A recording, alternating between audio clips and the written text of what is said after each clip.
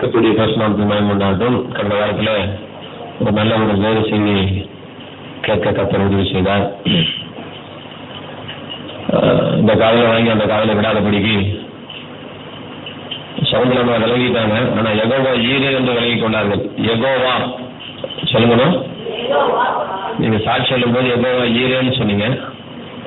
நான் போன வாரம் சொல்லிக் கொடுத்தது யெகோவா, அதனுடைய மூல வார்த்தை. யெகோவால பல நாமங்கள் இருக்கிறது. யெகோவா ஈரே, யெகோவா ஷாலோம், யெகோவா ஷம்மா, யெகோவா ஜித்கேனு, யெகோவா ரஃபா, இப்படி நிறைய பேர் இருக்குது.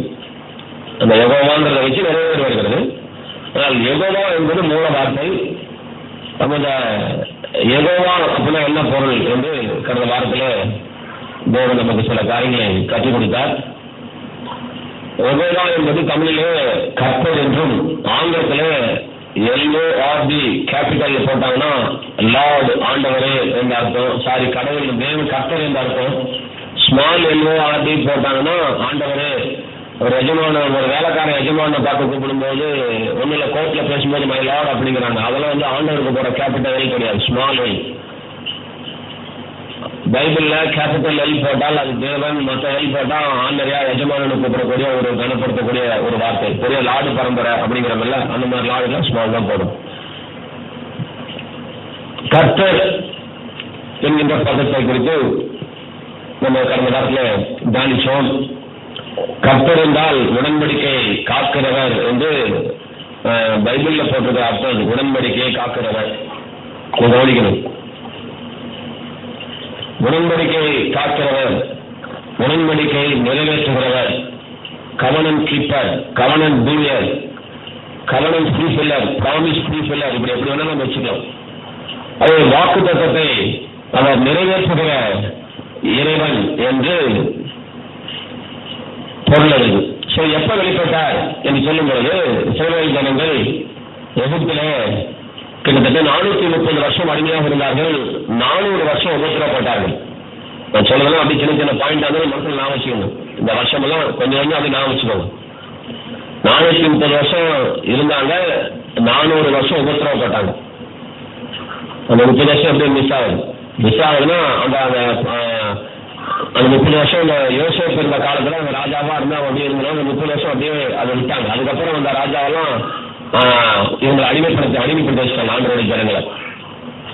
ஏன் இஸ்ரவேல் ஜனங்கள் அந்த இடத்துக்கு அடிமையாக போனாங்க என்பது ஒரு கேள்விக்குறி.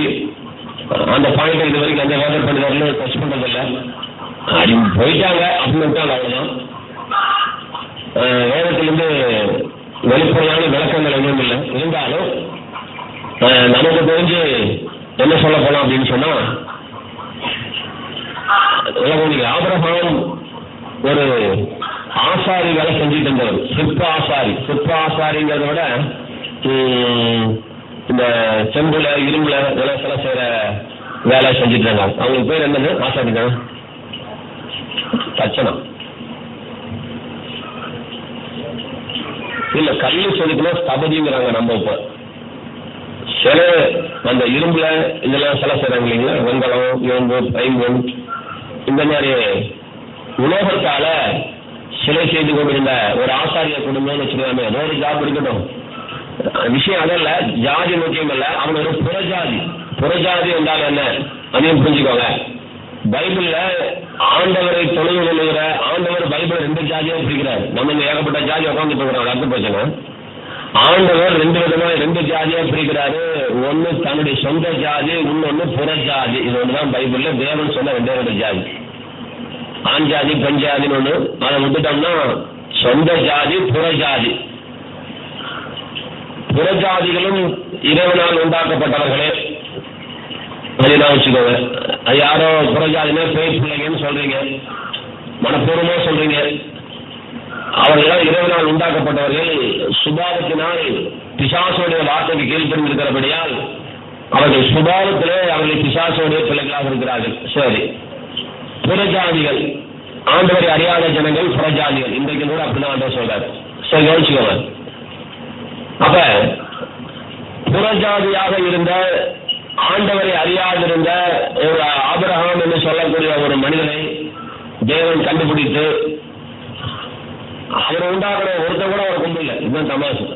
அவருக்குன்னு இப்போ சொல்லு எத்தனையோ அர்த்தங்களை செய்து அடையாளங்களை செய்து என்னென்னமோ செஞ்சு கடைசியில கடவுள்ல கிலோ யாருன்னு கேட்கற அளவுக்கு போயிட்டாங்க. உலகத்துல ஒரு பயம் கிடையாது, அப்படி போயிட்டோம்.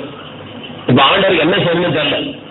புதுசா ஸ்டார்ட் பண்ணுவோம் வண்டிய அப்படின்னு சொல்லிட்டு ஒரு புறஜாதியை கிட்ட போய் ஆபிரகாம் என்கின்ற ஒரு புறஜாதிய தேவன் கண்டு அவனை அழைத்து ஒரு சந்ததி நான் பெரிதாக்க போகிறேன், உலகமே பார்க்க அளவுக்கு ஒரு சந்ததியை தரப்போறேன், அதுக்கு நான் முன்குறிச்சிருக்கிறேன் அப்படின்னு 75 வயசுல தேவன் அவனை அழைத்தார். 75 வயசுல தேவன் அவனை கூப்பிட்டு அவனுக்கு சில வாக்குத்தத்தங்கள்லாம் தேவன் கொடுத்தார்.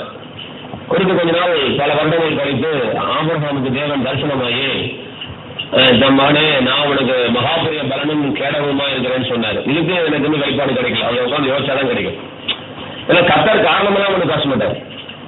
நேரடி அவன்கிட்ட பேசும்போது நான் உனக்கு கேடகமும் மகாபெரிய பலனுமா இருக்கிறேன். இவன் உடனே நீ என்ன பேசுறது நான் பேசுறேன் கேள்வி இவன் குறுக்கால கட் பண்ணி பேசுறான். என்ன பேசுறான் அப்படின்னா நான் பிள்ளைகளாக இருக்கிறேனே நான் என்ன செய்யட்டும், என் வேலைக்காரன் தத்தெடுத்துமா அப்படின்னு கொண்டாடும்.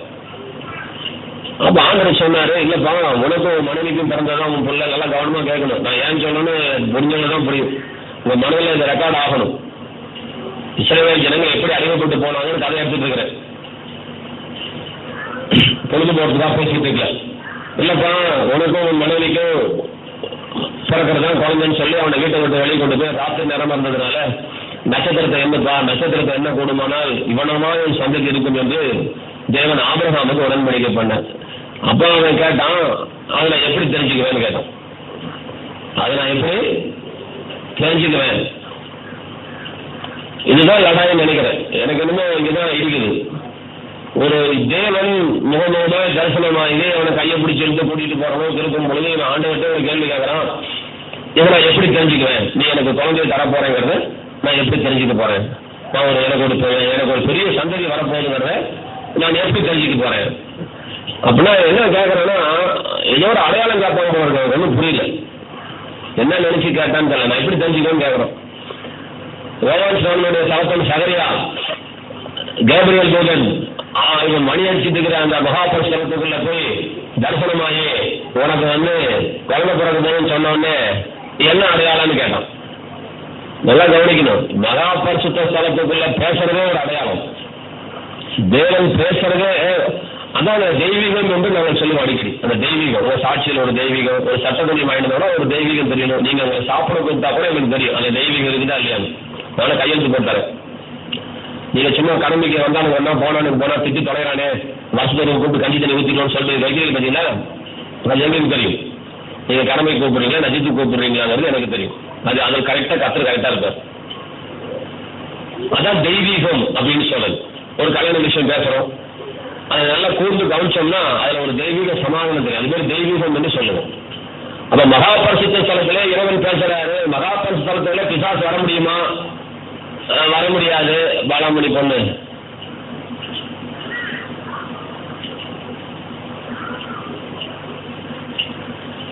மகாபரிசுத்தத்துல இறைவன் பிசாசு பேச முடியுமா? முடியாது.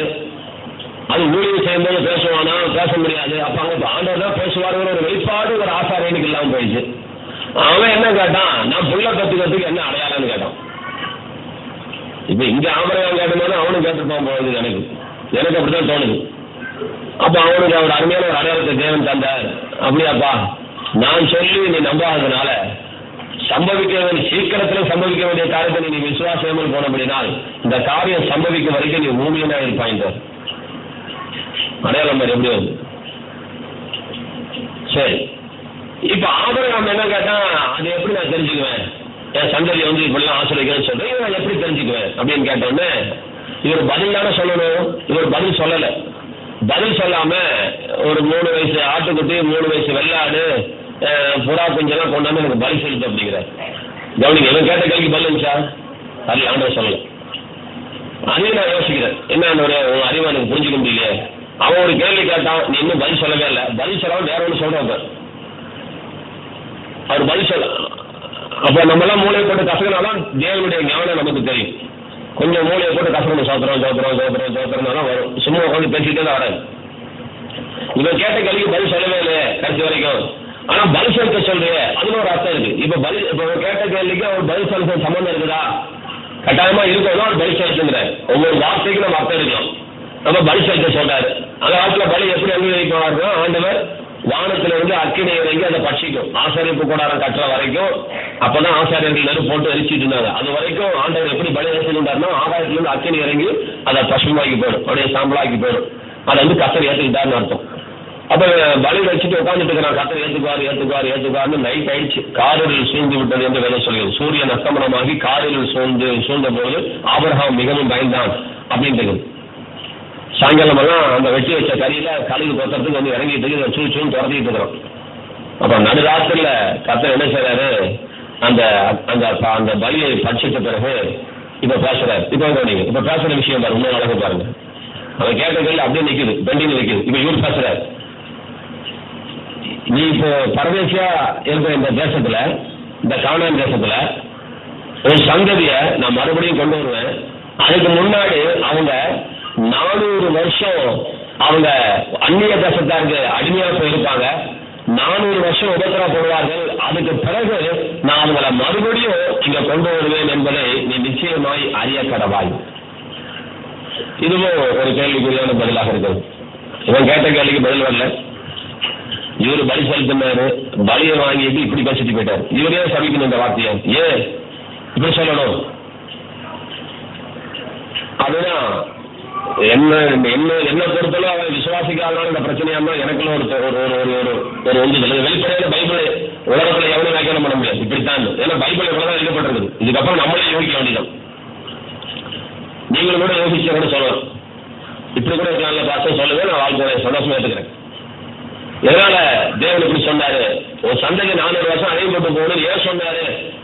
அப்படி சொல்ற தேவன் நல்லவே அவரு என்று சொல்லு. 400 வருஷம் அடிமையா இருப்பாங்க, கஷ்டப்படுவாங்கன்னு சொல்லிட்டாரு.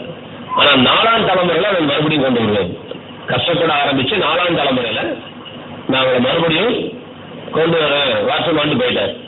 சப்ஜெக்ட் முடிஞ்சு போச்சு. இவனுக்கும் திருக்கசம் சொல்லிட்டார், நீ நல்ல முதிர் வயதுல நீ அடக்கம் பண்ணப்படுவாய் அப்படின்ட்டார். அப்ப வயசு 75. ஆனா கத்த சொல்லி நல்ல முதிர் வயதுல. சரி, இதெல்லாம் நடந்து முடிஞ்சிருச்சுங்க. இப்ப அப்ப அடிமைப்பட்டு போனதுக்கு காரணம் என்னன்னு சொல்லும்போது டைரக்டா பார்க்கும்போது இறைவனே அதை சொல்லிட்டாரு. இஸ்ரவேல் ஜனங்கள் எகிப்திலே அடிமைப்பட்டு போவாங்கிறது இறைவனால் சொல்லப்பட்ட ஒரு வார்த்தை. அது என்னங்கிறதுக்கு காரணம் இவன் பலி செலுத்தாம போனானோ இல்ல விசுவாசிக்காம போனானோ அது என்னங்கிறது கேள்விக்குறியாக இருக்கிறது. சரி, இஸ்ரவேல் ஜனங்கள் இப்ப எகிப்தில அடிமையாப்பட்டாச்சு. இப்ப இவன் புள்ள பக்கத்துக்கு தேவன் என்னவா வெளிப்பட்டார் அப்படின்னு கடந்த போன மாசம் 5வது மாசத்துல இருந்து நான் 3 மாசம் தொடர்ந்து திருவிழா பேசினேன். எல்ஷடாய் என்கின்ற நாமத்துல நான் உங்கள்கிட்ட 3 வாரம் சொல்லி கொடுத்தேன். எல்ஷடாய் தமிழ்ல சர்வ வல்லமையுடைய தேவன் அப்படின்னு போட்டிருக்கிறாங்க. ஆனா அதனுடைய அர்த்தம் இன்னும் பெரிய அர்த்தம் என்று இந்த 3 செய்தியில நான் சொன்ன உங்ககிட்ட. அது ஆபிரகாமுக்கும் ஈசாக்குக்கும் யாக்கோபுக்கும் தேவன் எல்ஷடாயாக வெளிப்பட்டார். நல்லா விளங்கிட்டே வாங்க, எல்ஷடாயாக வெளிப்பட்டார். இப்ப இஸ்ரவேல் ஜனங்கள் 400 வருஷம் முடிஞ்சு 400 வருஷம் உபத்திரப்பட்டு வெளியே வர வேண்டிய நாட்கள் வந்துவிட்டது. அப்ப கர்த்தர் மோசே என்கின்ற ஒரு மனுஷனை அழைத்து ஜனங்களை வெளியே கூட்டிட்டு அப்படின்ட்டாரு. அப்ப மோசே அவன் என்ன கேட்கறான், அவன் ஆண்டவர் தெரிஞ்சவன் மோசே. இப்ப மோசையை கேட்கறான், ஆண்டவரே நான் 400 வருஷமா அவங்க அடிமையில் இருக்கிறாங்க, நான் அந்த ஊரை விட்டு ஓடி வந்து 40 வருஷம் ஆச்சு, அவனுக்கு போய் சாமினா கிலோ என்னன்னு கேட்பானுங்க. ஜாதி மட்டும்தான் தெரியும், எபிரேயன் மட்டும்தான் தெரியும், மற்றபடி சாமியில அவன் என்ன வச்சு கும்பிடணும்னு தெரியாது. அதனால எந்த சாமின்னு சொல்லி கேட்பான், நான் சாமி பேர் கடன் என்ன சொல்லட்டும் அப்படின்னு கேட்டான். அப்பா அதுக்கு அவர் சொன்ன பதில், நான் இருக்கிறவராகவே இருக்கிறேன் என்பவர் அனுப்பினார் என்று போய் சொல் அப்படின்னு சொன்னார். சொல்லி கொஞ்ச நேரத்துக்குள்ள அவர் என்ன சொல்லிட்டாரு அப்படின்னா, மோசே மறுபடியும் கூப்பிட்டு, மோசே நான் ஏகோவா என்று கத்த சொன்னார். நான் ஏகோவா இங்கெல்லாம் ஆரம்பிக்கிறது சாப்டர்ல. இது யாத்திராமத்தின் புத்தகம் 6ஆம் அதிகாரத்துல முதல் ஆரம்பிக்கிறது 6:2 பின்னும் கர்த்தர் மோசேயை நோக்கி நான் ஏகோவா அப்படின்னு எழுதியிருக்கிறார். அப்ப பைபிள்ல முதல்ல ஏகோவான்னு வருகிற இடம் எந்த இடங்க? யாத்திராகம் 6ஆம் அதிகாரம் 2வது வசனத்துல ஏகோவா அப்படின்னு சொல்லி ஆரம்பிக்கிறார். அந்த தமிழ்ல என்னென்ன மொழியாக்கம் பண்ணப்பட்டிருக்கிறது? எல்லா இடத்துலயும் கர்த்தர் மொழியாக்கம் பண்ணுது. இப்ப ஒரு கேள்வி, ஆதியாகமம் 1ஆம் அதிகாரத்துல தேவனாகிய கர்த்தர் அப்படின்னு வருது. தேவனாகிய இங்க எப்படி கர்த்தர் வந்தாரு? தேவி சொல்லுமா? என் சப்ஜெக்டை ஃபாலோ பண்றியான்னு வேற கேட்கறேன். புரிஞ்சுக்கிட்டியான்னு கேட்கறேன். என் சப்ஜெக்ட் நீ ஃபாலோ பண்ணிட்டு வரியான்னு கேட்கறேன். கேள்வி புரியுதா? கேள்வி கர்த்தர் வெளிப்படுறாரு. ஆதியாகமத்துல எப்படி? ஆதியாகமத்துல கர்த்தருங்கிற வார்த்தை எப்படி இருந்துச்சு? என்னென்ன பேசுறீங்க? உண்டு பண்ணுனாலுதா? ஆபிரகாமுக்கே கர்த்தர் ஏகமான வெளிப்படையாங்கிறாரு. ஆதாமுக்கு எப்படி வெளிப்படுறாரு?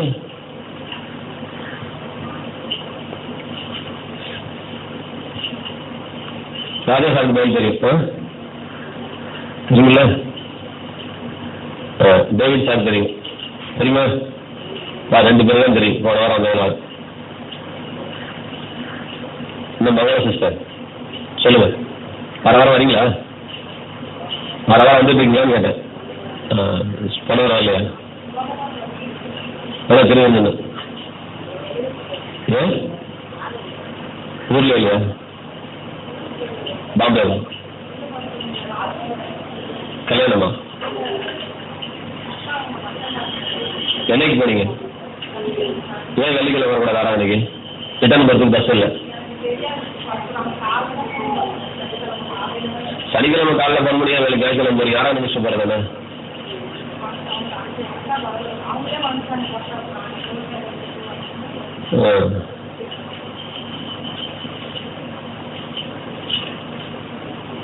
எனக்கு பிறந்ததுல கிடைக்காத ஒரு வெளிப்பாடு போன வாரம் கிடைச்சது. அது நான் போன வாரம் பிரசங்கம் பண்ணேன்.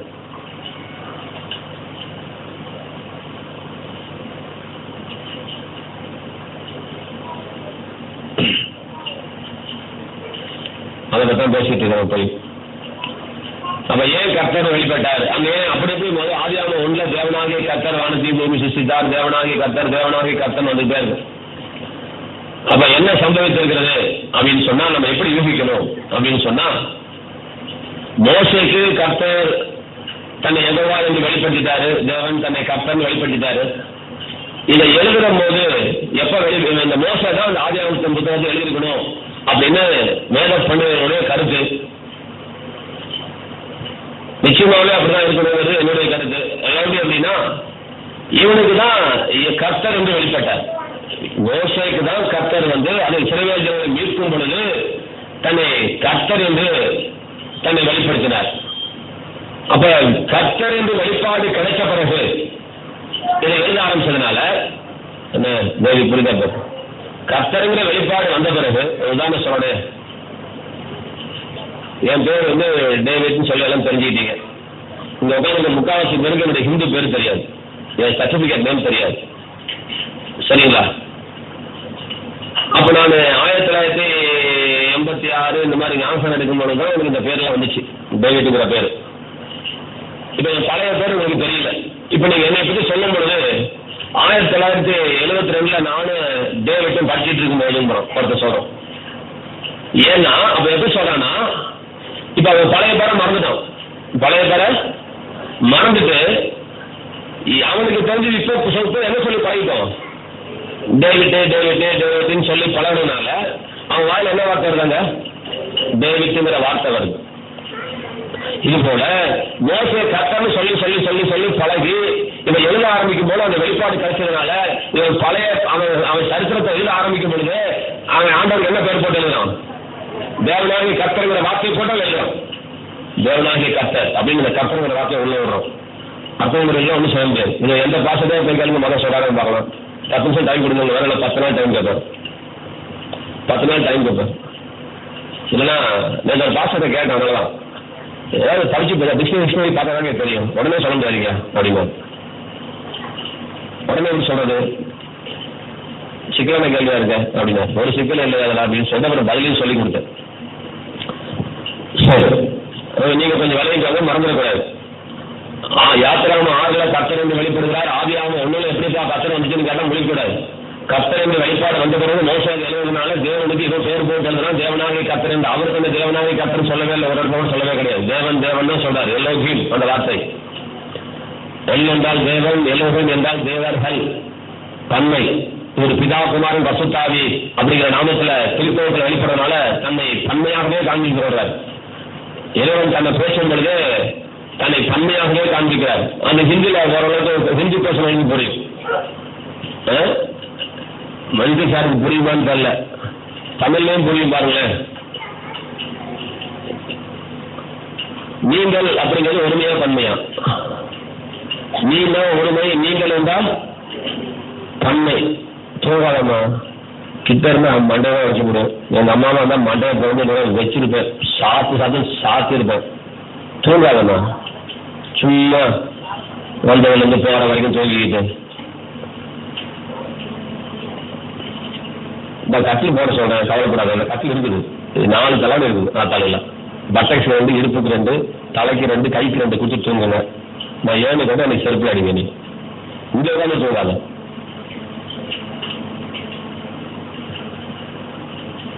என்ன சொன்ன? நீங்கள் நீனா ஒருமை, நீங்கள்னா இங்கிலீஷ்ல அப்படி வராது. நீங்களுக்கு யூனாலும் நீ தான். ஆமா, ஹிந்தியில பாரு, நீங்கள் அப்படிங்கிறதுக்கு ஆப் அப்படிங்கிற வார்த்தை போறீங்க இல்லைங்களா? ஆப் அப்படிங்கிறீங்க, ஆப் என்ன கேக அப்படிங்கிறீங்க.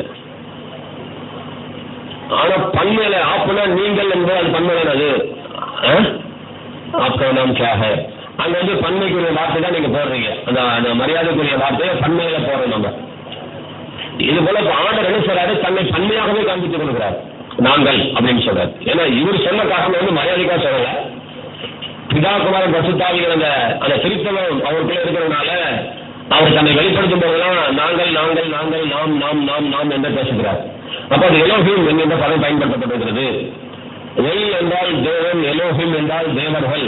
மறுபடியும் நான் வச்சுக்கோங்க, சின்ன சின்ன காரியங்களும் மனசுல வழங்கி வச்சுக்கோங்க. எல் என்றால் தேவன் ஒருமை, எலோஹிம் என்றால் தேவர்கள் பன்மை. அப்ப இவருடைய வெளிப்பாடு கஷ்டப்பட எழுதுறதுனால தேவனாகிய கர்த்தர் அப்படின்னு இவரோட வார்த்தை உனக்குள்ள சேர்க்கிறார் மோசே. வேற ஒன்றும் இல்லை, இது இறைவன் சேர்க்கப்பட்ட வார்த்தை அல்ல. இறைவன் ஒரு காலத்திலும் தன்னை யெகோவா என்று முன்னாடி வெளிப்படுத்தவே கிடையாது. யாத்திராகமம் 6ல தான் தேவன் தன்னை அவர் வெளிப்படுத்துகிறார். அதுக்கு பிறகு தன்னை யெகோவான்னு சொல்றாரு. நான் வச்சுக்கோங்க, அதுக்கு பின்னாடி அவரு கடைசி வரைக்கும் தன்னை கர்த்தர்னு சொல்லிட்டார். அடிக்கடி சொல்வார் அவர், நான் கர்த்தர். பார்வோண்டாக வெளியாகும் போது நானே கர்த்தர், நீ தெரிஞ்சுக்குவேன், நானே கர்த்தர் அடிக்கடி சொல்லுவார். அவருடைய ஸ்டைல் அது, நானே கர்த்தர், நானே கர்த்தர். சிலவரையும் கர்த்தர் சொன்னார், உன்னை நான் விடுவிக்க போறேன், நானே கர்த்தர் அப்படிங்கிறார். உன்னை விடுவிக்கிற தேவனாகிய கர்த்தர் நானே அப்படிங்கிறார். நான் கர்த்தர் நானே என்று பேசினார். அப்ப கர்த்தர் கர்த்தர் என்று அங்கதான் நடக்கிறது. சரிங்க, இப்ப நான் ஓரளவுக்கு செஞ்சு போச்சு. அப்ப எலிசராக தேவன் வெளிப்பட்டார், யெகோவாவாக வெளிப்படவில்லை. யெகோவா என்றால் என்ன பொருள் என்றால் உடன்படிக்கையை காக்கிறவர். எப்ப உடன்படிக்கை செய்தார், என்ன உடன்படிக்கை செய்தார் என்று பார்க்கும் பொழுது மொட்டங்கள் என் குட்டையில கொஞ்சமாறு உடன்படிக்கை செய்தார் என்று ஆதியாகமம் 15 வாசிக்கிறோம். வாசிங்க, கடைசி வசனம் நினைக்கிறேன். பாருங்க, ஆதியாகமம் 15 தான் அந்த பலியெல்லாம் செலுத்த சொல்லி அந்த காரியங்கள்லாம் நடக்கிறது.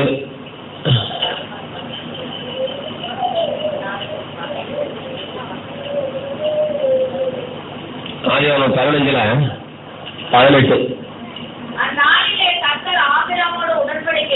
பாருங்க.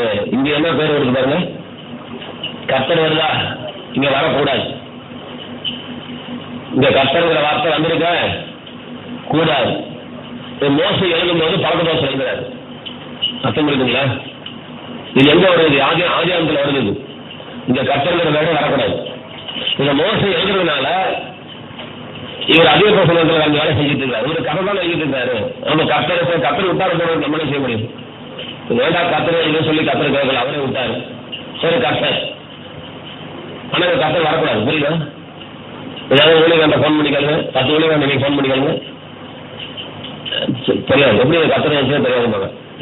அந்நாளில கர்த்தர் ஆபிரகாமோடு உடன்படிக்கை பண்ணி அப்படிங்கிறார். என்ன கடைசி 21 வருஷம் கடைசி படி வாசிக்கும் போது இந்த தேசத்தை உன் சந்ததிக்கு கொடுத்தேன் என்றார்.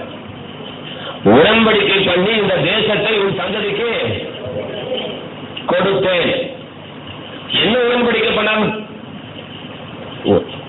உடன்படிக்கைன்னா அக்ரிமெண்ட். உடன்படிக்கைனா ஆங்கிலம் எப்படி இருந்தது? அக்ரிமெண்ட் அப்படின்னா 2 பேரும் வேணும். 2 பேரும் சேர்ந்து கையெழுத்து போடுறது அக்ரிமெண்ட். அதான் உடன்படிக்கை. சத்தியம் பண்ணுறதுக்கு 2 பேர் வேணுங்க. இது உடன்படிக்கை அப்படிங்கிறப்ப 2 பேர் இருந்தாலும் சத்தியம் கூட ஒரு ஆள் பண்ணலாம். அப்படி யார்கிட்ட பண்றேன்னு சொல்லும்போது அது வரும். உடன்படிக்கைன்னு சொல்லும்போது கட்டாயமா 2 பேர். திருமண உடன்படிக்கைன்னு சொல்றாங்க 2 பேர். இது உடன்படிக்கை 2 பேர், அக்ரிமெண்ட் பேர். அப்ப அவர் என்ன உடன்படிக்கை பண்ணினார் என்று பைபிள்ல தெளிவாக எழுதப்படவில்லை. ஆனா கடைசி என்ன சொல்றாரு? இந்த தேசத்தை உன் சந்ததிக்கு கொடுத்தேன். உடன்படிக்கை இது ஒன்று வருது.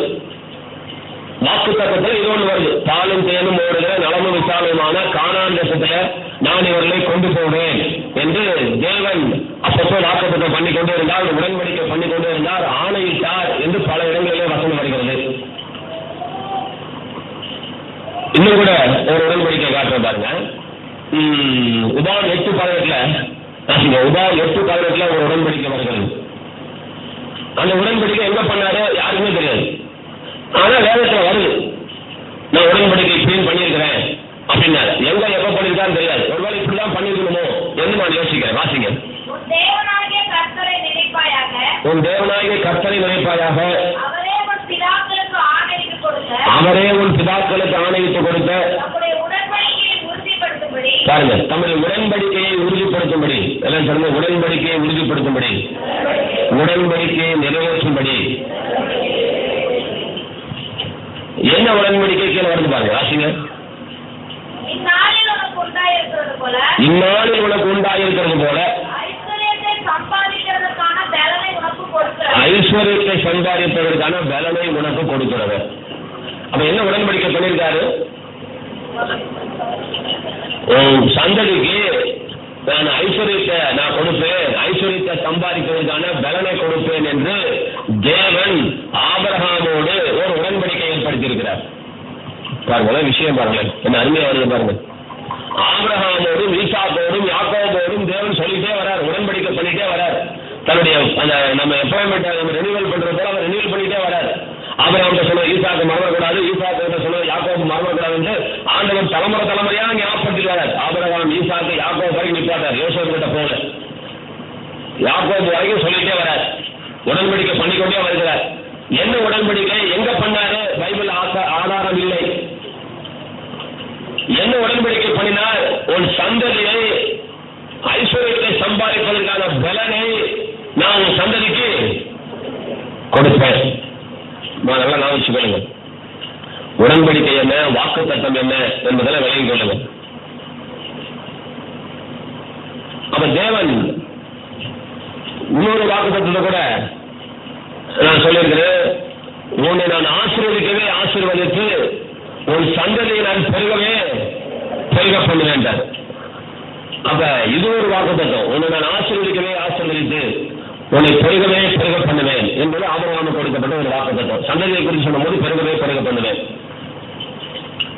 அப்ப பாலும் தேனும் ஓடுகிற கானான் தேசத்தை கொண்டு போய் சேர்ப்பதற்காக நான் இறங்கினேன். எகிப்திலிருந்து விடுதலையாக்கவும் பாலும் தேனும் ஓடுகிற கானான் தேசத்தை கொண்டு போய் சேர்க்கவும் நான் இறங்கினேன். நல்ல வார்த்தை, மனப்பாடம் பண்ணிக்கோங்க.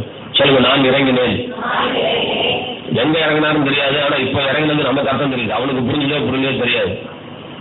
இறங்கினேன்னு சொன்னாரு, ஆனா உண்மையிலே எப்ப இறங்கினாரு? சொல்லணுமா சவுந்தரமா எப்ப இறங்கினாரு? டைம் கொடுங்க, போன் நம்பர் கொடுங்க சொல்றீங்களா? கடவுள் எப்ப இறங்கினாரு? என்ன இருக்கும் நல்லா சொல்லுங்க.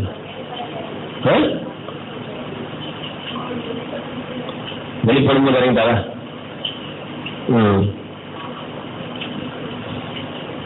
கடவுள் மனசுல இறங்கவே இல்லையா? சவுந்தரமா இறங்கலையா? பூமிக்கு அழகு வரலையா? அது கணக்கு வரல. அது உங்களுக்கு மண்டல் வரலையா?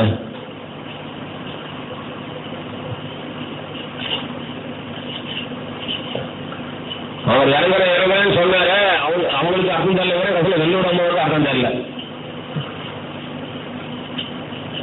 அவர் பரலோகத்தை விட்டு மனிதனாய் வந்ததுதான் அவர் உண்மையாகவே இறங்கினதுக்கு அர்த்தம். நான் இறங்கினேன்.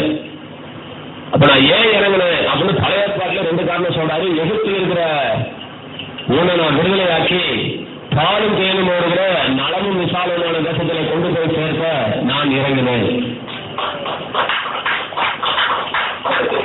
மற்றவங்க எல்லாம் ஏன் கைத்தறேன்னா அது யாருக்கோ சொன்ன வார்த்தை நினைச்சிட்டு இருக்கிறாங்க. லட்சுமி அம்மாவுக்கு மாத்திரம் அது எனக்காக கத்துற சொல்றான்னு நினைச்சிட்டதுனால அந்த அம்மாவுக்குள்ள கைத்தட்ட வேண்டியது. மற்றவங்க எல்லாம் சாணி கட்டுற மாதிரி ஏதோ தலையை கட்டிட்டாலேன்னு கட்டுறீங்க.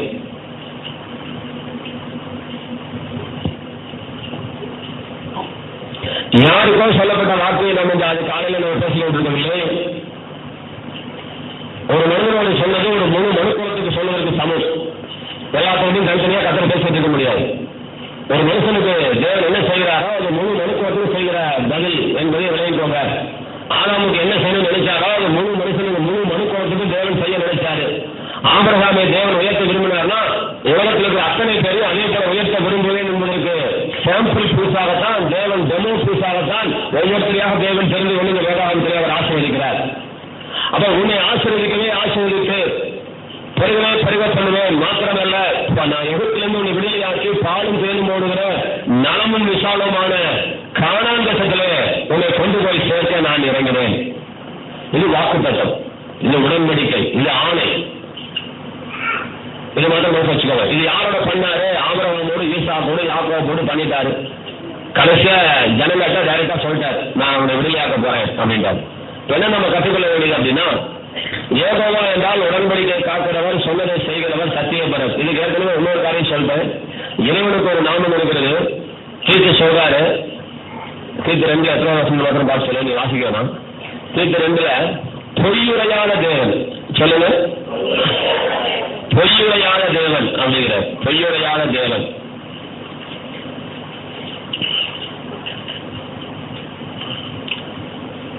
சாரி, பொய் உரையாத தேவன் தமிழ்ல வருது. இங்கிலீஷ்ல பொய் உரைக்க முடியாத தேவன் வருது. சொல்லுங்க, பொய் உரைக்க முடியாத தேவன். சின்ன சின்ன மாற்றங்கள். இது 1 இருக்கா? முதல் 2 வருஷத்துல வந்துருங்க. 1ஆவது 2ஆவது இடத்துல வரும். சரி விடுங்க. சரி சொல்லுங்க, பொய் உரைக்க முடியாத தேவன். நல்லா கவனிக்கணும். இதுக்கெல்லாம் அர்த்தம் தெரிஞ்சா நம்ம ஆசீர்வாதத்தை பெற்றுக்கொள்வோம். 1 2 1 இல்ல 3. அது பொய் உரையாத தேவன் தமிழ்ல இருக்கு. சரியா? அதான் தப்பு. ஆங்கிலத்தில் God that cannot lie. எப்படி தமிழ்ல வரணும்னா பொய் உரைக்க முடியாத தேவன். உங்களுக்கு சகோதரி, பொய் உரைக்க முடியாத தேவன் என்றால் என்ன பொருள்? ஏன் அப்படி அந்த பெயர் வந்தது சொல்லுங்க. இந்த மிஷின் பாம்பேக்கு போறதுல 1 நாள் கத்துட்டு போங்க. அதான் அட்டெண்டன்ஸ் போட்டேன்னு போகாதீங்க. சொல்லுங்க.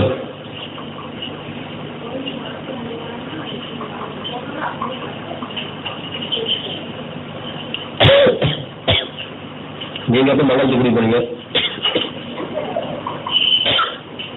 நீங்க மகள் சொன்னாவா? உங்களை வெள்ளிடம்மான்னு அழகா சொல்லிட்டு இருக்கா? சொல்லுங்க மங்கள் தம்மா. சொல்ல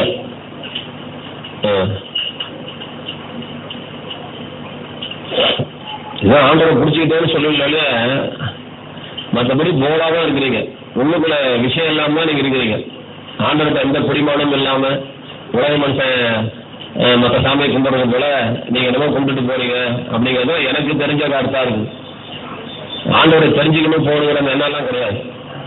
சொல்லுங்க.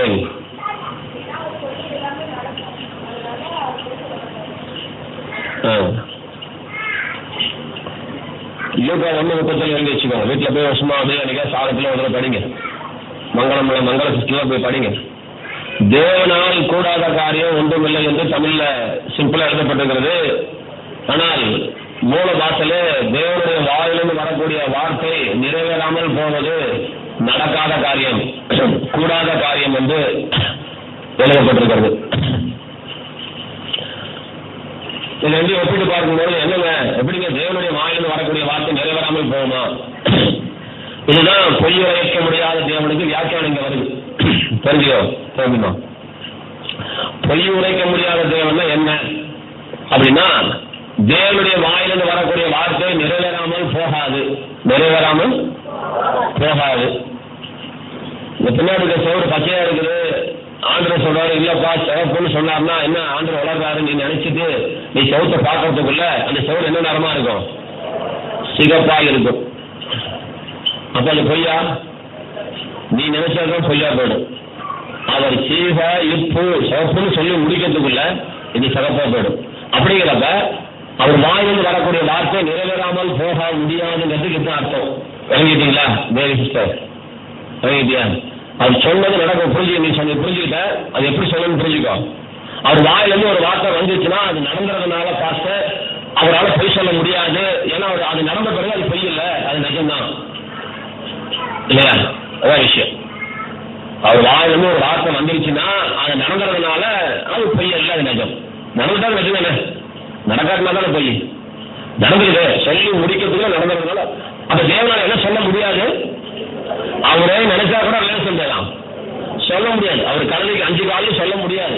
சொல்லிட்டா என்ன ஆயிடுமா, படப்பட உலகத்துக்கு அத்தனை கல்வி எத்தனை காலம் கத்த வாழ்ந்துதான் 5 கால். இப்ப நிஜமா போயா? அதனால ஒரு வாயை திறக்க முடியாது. அப்படி ஒரு பாண்டேஜுக்குள்ள கத்தல் கிடக்காது. அவர் அதான் என்ன ஒரு அர்த்தம் பாருங்க, என்ன ஒரு மகிமை பாருங்க, இறைவனுக்கு ஒரு வெளிப்பாடு பாருங்க. இறைவன்னா யாருன்னு பாருங்க, நம்ம தெரிஞ்சுக்கணும்னா இதை விட வேற என்ன தெரிஞ்சுன்னு எனக்கு ஒண்ணுமே புரியல. அவர் வாயிலிருந்து ஒரு வார்த்தை வந்துருச்சு அப்படின்னா வேலை முடிஞ்சு போச்சு. அவர் வாயிலிருந்து ஒரு வார்த்தை வந்தாலே அது நடந்துவிடும். அவரால் பொய் உரைக்க முடியாது, அவர் பொய் உரைக்க முடியாத தேவன். அப்படி பார்க்க போனா நம்ம பாசல நீதிமன்ற வாசிக்கும் போது சத்தியபரன், அவருக்கு பேர் என்னங்க? சத்தியபரன், சத்தியம். இப்ப என் கேள்வி என்ன அப்படின்னா, அவர் வார்த்தையே வாயிலிருந்து வரக்கூடிய வார்த்தையே சத்தியமாக இருக்கும் பொழுது இவர் ஏன் சத்தியம் பண்றாரு, இவர் ஏன் ஆணையிடுகிறார்? ஏன் மங்கிட்டமா, ஏன் கேள்வி புரியுதா? இவர் வாயிலிருந்து வரக்கூடிய வார்த்தையே நடந்து தொலைது, இவர் ஏன் சத்தியமா சொல்றேன் சத்தியமா சொல்லணும், இவர் ஏன் சத்தியம் பண்ணிட்டு இருக்காரு, நம்ம சத்தியம் பண்ணலாம் சொல்லிட்டு இவர் பைபிள்ல ஏகப்பட்ட சத்தியம் பண்ண முதலாளி வரணும். யாரு? ஆண்டவர் தான். ஆணையிட்டேன் என் ஜீவன் மேல் ஆணையிட்டேன்னு சொல்லி பைபிள்ல நிறைய ஆணையிட்ட ஆள் யாருன்னு கேட்டா யோசிக்காம சொல்லுங்க, யாருதான்?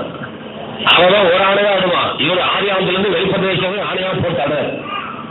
புதிய பாட்டில் மெய்யாகவே சொல்றீங்களா? என்னது சத்தியம் தானே? அது சத்தியமா சொல்றோம்பா, ஆனா உண்மையா சொல்றோம்பா. அது 10 ஆண்டு 2 கிடையாது. மெய்யாகவே நானும் உங்களுக்கு சொல்லுகிறேன். இன்னொரு அழுத்தாத்துற நானும் விஷயம் முடிஞ்சு போச்சு, பெரிய விஷயம். நான் சொல்றதுனால இப்படி பத்திக்கணும், இன்னொரு கை வச்சுக்கணும். நான் அது 10 ஆண்டு மெய்யாகவே சொன்னார்னா அவ்வளவுதான். அந்த 5 ஐம்புலனையும் அடக்கிட்டு கம்முன்னு உட்காந்துட்டு இருக்கணும். மெய்யாகவே நானும் உங்களுக்கு சொல்லுகிறேன்னு சொன்னா அவ்வளவுதான், கண்ணையே மூடிக்கணும், அதுக்கப்புறம் திறக்கவே கூடாது. அவ்வளவு அர்த்தம் அதுல இருக்கு. என் கேள்வி என்னன்னா, சத்தியபரன் ஏன் சத்தியம் பண்ணுகிறார்? என்னவா இருக்கும்? Very good. என்ன புரியணும்? கொஞ்சம் தப்புற, கொஞ்சம் பசங்க புரியறதுக்கு ஏன் சத்தியம் பண்றாரு? புரியறதுக்கு சத்தியம் இல்லைங்க, நம்புறதுக்கு சத்தியம் பண்றாரு. நீ நம்பி தொலைணுன்றதுக்காக அவன் அழுத்தம் பேசுறாரு. புரியுதுங்களா? புரியறதுக்கு இல்ல, நீ அந்த வார்த்தையை நீ நம்பணும் அப்படிங்கிறதுக்காக சத்தியம் பண்றாரு. அப்ப பொய் வைக்க முடியாத தேவன் சத்தியபரன். தமிழ்ல வாக்கு தத்துவம் சிம்பிளா சொல்றீங்க, ஆங்கிலத்துல பிராமிஸ் என்று சொல்லப்பட்டிருக்கிறது. பிராமிஸ் என்றால் சத்தியம். சத்தியம்னா என்ன அர்த்தம் நீங்க தான் சொல்லணும். சத்தியம் பண்ணா பார்க்கலாம், உங்க அம்மா மேல சத்தியம் பண்ணும் அப்படிங்க சத்தியம். அப்ப சத்தியம் என்கின்ற வார்த்தை எங்கிருந்து ஆண்டவர் தான் பண்ண ஆரம்பிச்சாரு. வாக்கு தத்தம் பண்ணும்போது இது பிராமிஸ் என்று சொல்லி பண்ணாரு. இது பிராமிஸ். பாலும் தேனும் ஓடுகிற தேசத்துக்கு உன்னை கொண்டு போவேன் என்பது தேவன் நமக்கு தந்த ஒரு பிராமிஸ். நான் உன்னை விட்டு விலகுவதும் இல்லை, உன்னை கைவிடுவதும் இல்லை என்று தேவன் பிராமிஸ் பண்ணியிருக்கார். உன்னை பெரிய ஜாதியாக்குவேன், உன்னை ஆசீர்வதிப்பேன் என்று தேவன் பிராமிஸ் பண்ணியிருக்கிறார். ஐஸ்வர்யத்தை சம்பாதிக்க பலன் தருவேன் என்று தேவன் பிராமிஸ் பண்ணியிருக்கிறார். நீ நல்ல வீடுகளை கட்டவனுக்கு பலன் தருவேன் என்று தேவன் பிராமிஸ் பண்ணியிருக்கிறார். உன்னை வாழாக்காமல் தலையாக்குவேன் என்று தேவன் பிராமிஸ் பண்ணியிருக்கிறார். நீ கீழாகாமல் மேலாகுவா என்று தேவன் பிராமிஸ் பண்ணியிருக்கிறார். பூமியில் உள்ள சகல ஜனங்களை பார்க்கலாம் நான் உன்னை மேன்மையாக்குவேன் பண்ணியிருக்கிறார். இப்படி நிறைய பிராமிஸ் கர்த்தர் பண்ணியிருக்கிறார். நம்ம பிராமிஸ் எடுத்து வச்சுக்கோ. முதல்ல நம்ம இன்னைக்கு என்ன மேஜர் பிராமிஸ் பார்க்க போறோம், சிந்திக்க போறோம்னு சொன்னா, பாலும் தேனும் ஓடுகிற நலமும் விசாலமான தேசத்திலே கொண்டு போய் சேர்க்கணும் என்பது தேவன் பண்ணின பிராமிஸ், வாக்குத்தத்தம், ஆணை, உடன்படிக்கை என்று பல பேர் பல விதமா சொல்லியிருக்காங்க. அப்ப சத்தியபரன் ஒரு சத்தியம் பண்றாரு, அப்ப நீ யோசிக்க வேண்டாமா? சத்தியபரன் ஒரு உடன்படிக்கை பண்ணுகிறாரு, நீ யோசிக்க வேண்டாமா? நீங்க புரிஞ்சுக்க வேண்டாமா? உங்க பாஷை சொல்ல போனா என்ன புரிஞ்சுக்கணும்? நிச்சயமாகவே நான் உனக்கு பாலும் தேனும் ஓடுற தேசத்தை உனக்கு நான் கொண்டு போய் சேர்க்கிறேன் என்று கர்த்தர் சொல்லுகிறார். கைகளை கொண்டு வழங்கிக்கோங்க. ஆண்டவர் எல்லாருக்கும் கர்த்தர் சொன்னாரு, உங்களை பாலும் தேனும் ஓடுகிற நலமும் விசாலமான தேசத்துல நான் கொண்டு போய் சேர்க்க நான் இறங்கி வந்தேன். நான் பிராமிஸ் பண்ணேன். நான் உடன்படிக்கை நிறைவேற்றுகிற கர்த்தர். நான் உடன்படிக்கை மாறாதவர். நான் சத்தியபரன். நான் பொய் உரைக்க முடியாத தேவன். நான் சொன்னதை என்னாலேயே மாற்ற முடியாது. அந்த தேவன் சொல்லுகிறார், உங்களை பாலும் தேனும் ஓடுகிற நலமும் விசாலமான தேசத்திலே கொண்டு போய் சேர்ப்பேன். அவர் பிராமிஸ் பண்ணியிருக்கிறார், உங்களை கொண்டு போய் சேர்ப்பேன். ஒரு வார்த்தை சொன்னேன், இந்த வாக்கு தத்துவம் 40 லட்சம் இஸ்ரவேல் ஜனங்களுக்கும் போனது. அதுல ஏதாவது கிளவி கட்ட இருந்தாலான்னு கேட்டேன். இந்த வாக்கு தத்துவம் அடிமையாக இருந்த கிளவிக்கு சொந்தமா இல்லையா? நம்ம உங்கள்கிட்டமா சொல்லுங்க. யோசிக்காம சொல்லுங்க. சொந்தம். அங்க ஒரு படிக்காத ஒரு முட்டாள ஒருத்தர் இருந்தாலும் அது அவருக்கு சொந்தமா இல்லையா? குருடா ஒருத்தர் இருந்தாலும். அப்ப இது யாருக்கெல்லாம் சொந்தம்னா இஸ்ரவேல் ஜனங்கள் அத்தனை பேருக்கும் தேவன் சொன்ன வாக்கு தத்துவம். எதிர்க்கலுக்கு தேவன் சொல்லல, இஸ்ரவேலுக்கு தேவன் சொன்னார். இப்ப நம்ம சிந்திச்சு பார்க்கும் பொழுது என்ன சிந்திக்கிறோம் அப்படின்னா, இப்ப நம்ம எல்லாம் ஆவிக்குரிய இஸ்ரவேல் எல்லாம் வந்துட்டோம், ரைட்டுங்களா? அப்ப இந்த வாக்கு தத்துவத்துல நீங்க இருக்கிறீங்களா இல்லையா? எல்லாரும் சொல்லுங்க, இந்த வாக்கு தத்துவத்துல நீ இருக்கிறீங்களா இல்லையாமா? கிளவி இருக்கிறாளா இல்லையா? சின்ன பிள்ளை இருக்கிறாளா இல்லையா? உன் பேச்சு வராளா வரலையா? அதுல வரா. உன் பேச்சு இதுல வரா. நான் உன் பேர் அதுல வரா. அதைதான் நீங்க விளைவிக்கணும்னு சொல்லுவாங்க. இப்ப நீங்க யோசிக்க வேண்டிய விஷயம் என்னன்னா, நீ பணக்காரனா இருந்தா உன்னை பாலும் தேனும் ஓடுறத கொண்டு போறேன், நல்லவனா இருந்தா கொண்டு போறேன், உத்தமையா இருந்தா கொண்டு போறேன்னு சொன்னாரா? இது எவ்வளவு பெரிய பிளஸ் பாயிண்ட். இந்த பிளஸ் பாயிண்ட விளைவிட்டாதான் தமிழ்நாடு விளைவிக்குமே. இந்த ஒரே ஒரு பாயிண்ட் தான் தமிழ்நாடு விலங்க தவறிவிட்டது.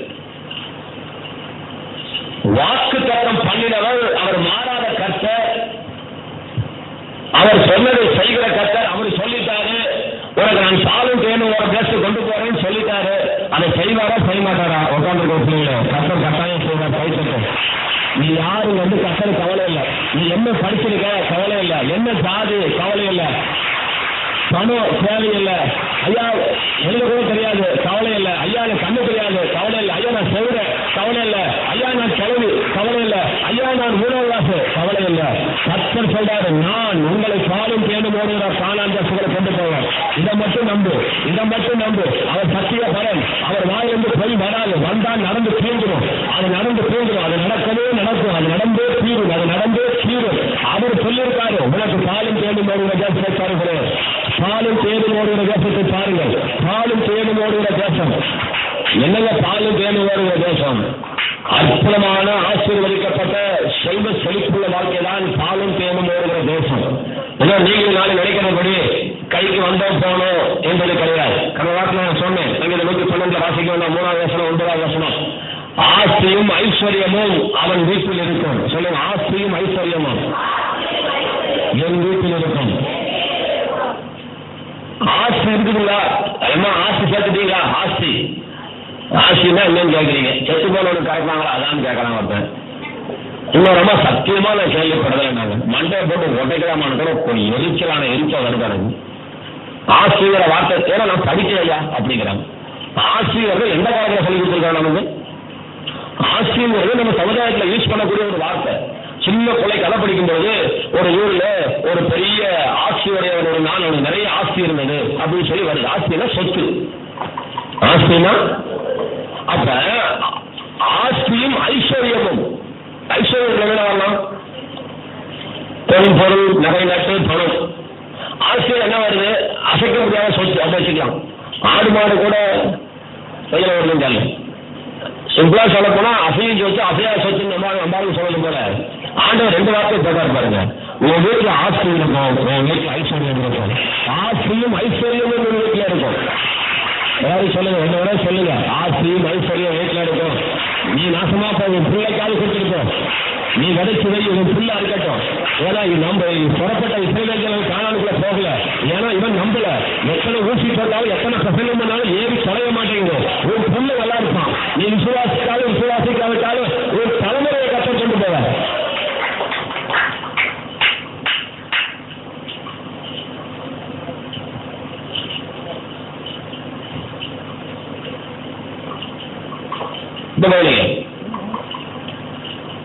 எந்த அளவுக்கு ஆசை இருக்கணும்? அடுத்த கேள்வி, ஐஸ்வர்யம் எந்த அளவுக்கு ஐஸ்வர்யம் இருக்கணும் அப்படின்னா 1ஆம் வசனத்துல கர்த்தர் சொல்றாரு. என்ன சொல்றாரு அப்படின்னா, வாரி இறைத்தான். சொல்லுங்க, இதுக்கு நேற்று அர்த்தம் சொல்ல மாட்டேங்கிறாங்க. வாரி இறைத்தான் கரெக்டா அர்த்தம் சொல்லுங்கம்மா. எல்லாம் பட்டிக்காட்டுக்காரங்களுக்கே தெரியல, விவசாயம் பண்ணுறதுக்கே தெரியல. என்னங்க அர்த்தம்? வாரி இறைத்தல் என்றால் என்ன?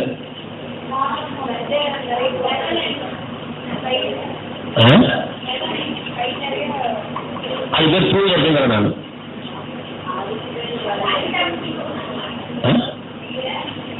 சரி, நான் சொல்றேன், ஒரு நிமிஷம் நான் சொல்றது புரிதான் பார்க்கலாம். ஒரு மூட்டை நிறைய நெல் இருக்குது, நல்லா கவனிங்க. அதை கை நிறைய அள்ளி இப்படி செய்யறேன். இதுக்கு பேர் இறைக்கிறது, வாரி இறைக்கிறேன்னா.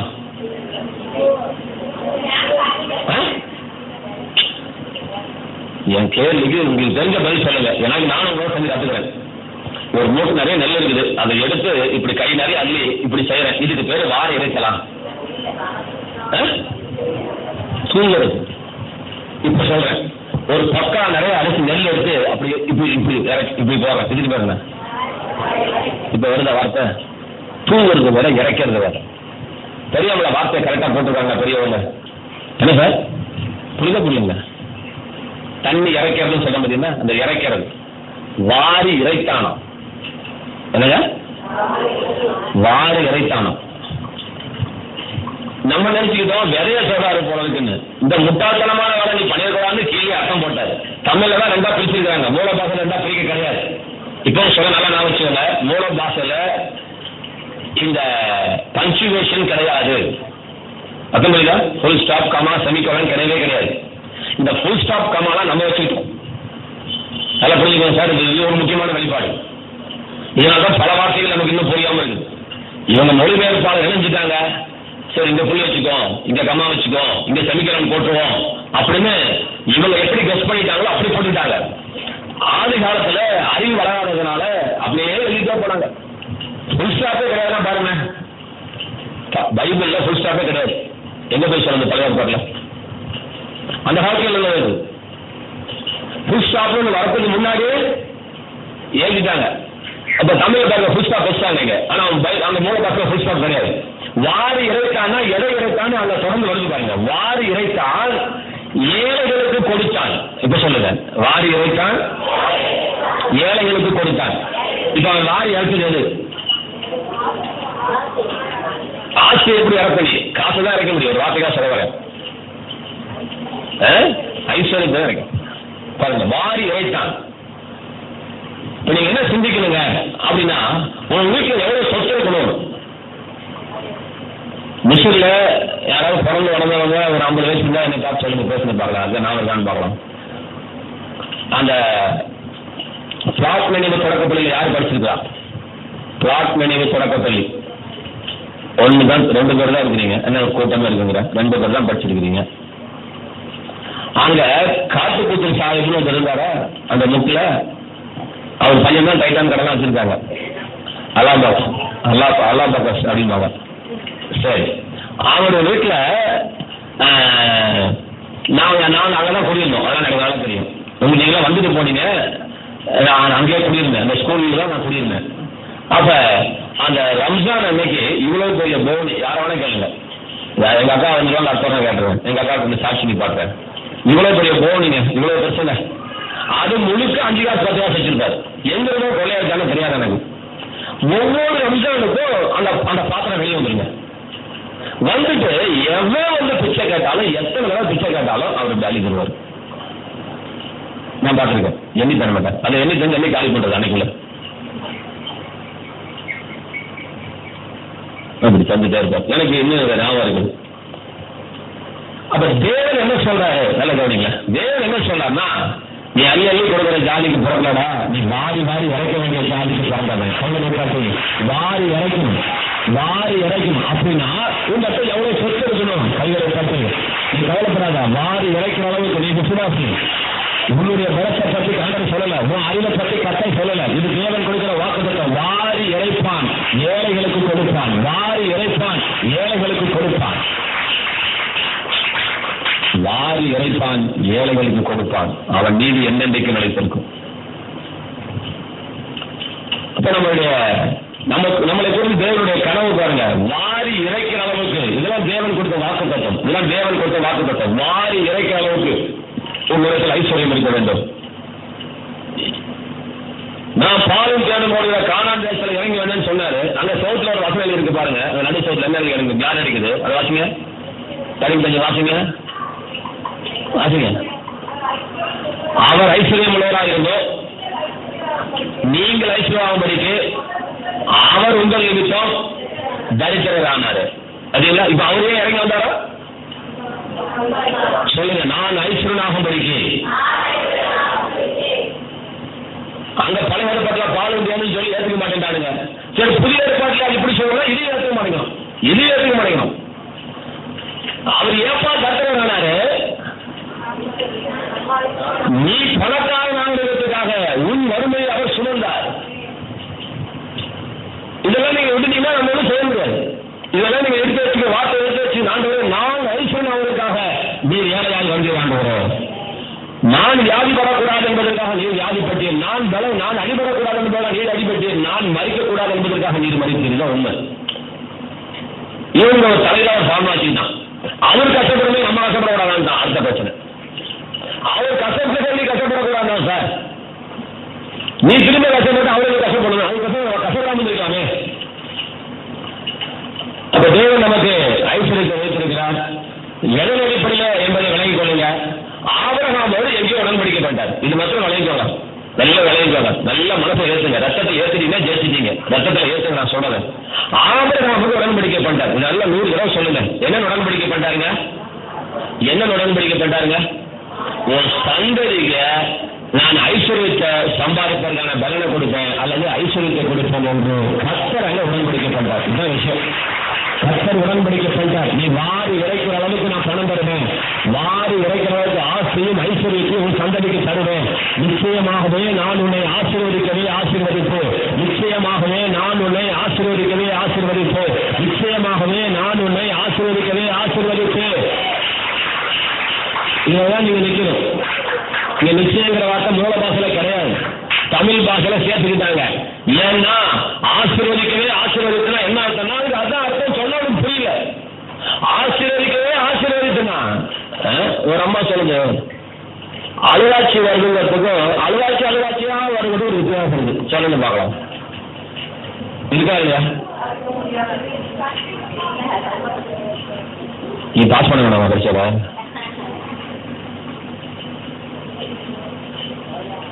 மனுஷன் அழுவாச்சு நடக்க முடியாத அழுவாச்சு உங்க மனைவி.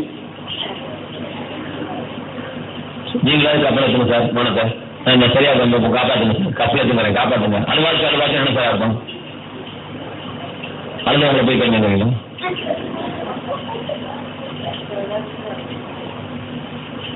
அழுவாச்சுன்னா வருதுன்னா அப்படி திரும்பி அப்புறம் திரும்ப அழுவாச்சு திரும்ப ஒருவருக்கு கூட அந்த ரிப்பீட்டேஷன் கொடுப்போம் இல்லையா? அது போல ஆண்டு நினைக்கிறாரு ஒரு பதத்தை 2வது முறை சொல்லும் பொழுது அதை உறுதிப்படுத்தும்படியாக எபிரேய பாஷையில சொல்லப்பட்டிருக்கிறது. ஆசீர்வதிக்கவே ஆசீர்வதிக்கணும், அதுக்கப்புறம் கேள்வியே கேட்கக்கூடாது. அது சத்தியம் பண்ணுறதுக்கு அர்த்தம். அதை உங்களுக்கு சொன்ன புரியாது தமிழ் ஒரு வார்த்தை முன்னாடி ஒட்ட வச்சுக்கிட்டாங்க. நிச்சயமாகவே நான் உன்னை ஆசீர்வதிக்கவே ஆசீர்வதித்தேன். இதையாவது கட்டியா பிடிங்களேன், எதை நிச்சயமாகவே நான் என்ன சொல்றேன், நான் ஆசீர்வாதத்துன்னு சொன்னாலே அது சத்தியம், நீ நம்புங்களேன். அவன் சத்தியபரன் ஆயிட்டு அவன் எதுக்கு நிச்சயமாகவே ஏன் சொல்லணும்? ஆசீர்வதிக்கவே ஏன் சொல்லணும்? ஆண்டவரே எனக்கு அது வேணாம் ஆண்டவரே, உன் வாயிலிருந்து வரக்கூடிய ஒரு வார்த்தையை நான் விசுவாசிக்கிறேன்னு சொல்றதுக்கு ஒரு ஆள் இல்லையா? நான் விசுவாசிக்கிறேன்னு சொல்றதுக்கு ஒரு ஆள் இல்லையா? நான் விசுவாசிக்கிறேன்னு சொல்லுங்க. ஆண்டவரே என்னை ஆசீர்வதிப்பேன்னு சொல்லிக்கிறீங்க. நிச்சயமாகவே நான் ஆசீர்வதிப்பேன்னு சொன்னீங்க.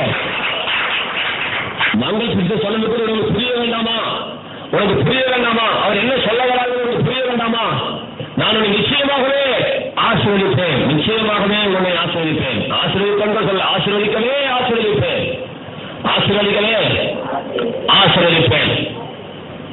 இப்ப எதை சொல்றாரு? இது யாருக்கு பயண உடன்படிக்கை? ஆபிரகாமுக்கும் ஈசாக்குக்கும் யாக்கோபுக்கும் பயண உடன்படிக்கை. சரி, அவர்கிட்ட உடன்படிக்கை பண்ணியாச்சு, நமக்கு என்ன சம்பந்தம் இல்லை சார். உண்மை ஆசீர்வதிக்கிறோம்னா அவர்கிட்ட உடன்படிக்கை பண்ணிட்டார். இதுதான் ப்ளஸ் பாயிண்ட். உங்கள்கிட்ட உடன்படிக்கை பண்ணாலும் யோசிப்பேன், நான் யோகிதை இல்லையா, நான் சரியில்லையா. அதான் கஷ்டம். உன்னை சேர்த்தே க்ளோஸ் பண்றாரு. உன்னை நான் பார்க்கவே இல்லடா, நீ யாருன்னு அழகா சொல்லாரு ஆண்டவர். ரொம்ப அழகா சொல்றாரு. நீ யாரு, நீ எவ்வளோ, உன் ஜாதி என்ன, உன் யோகிதை என்ன, நீ என்ன ஆட்டம் போடுன்னு எனக்கு தெரியும். அது என்ன சார் வருது? கரெக்டாக சொல்லுங்க. அது என்ன வருது? உலகத்தில் வருது. எத்தனை அதிகாரத்தில் வருது?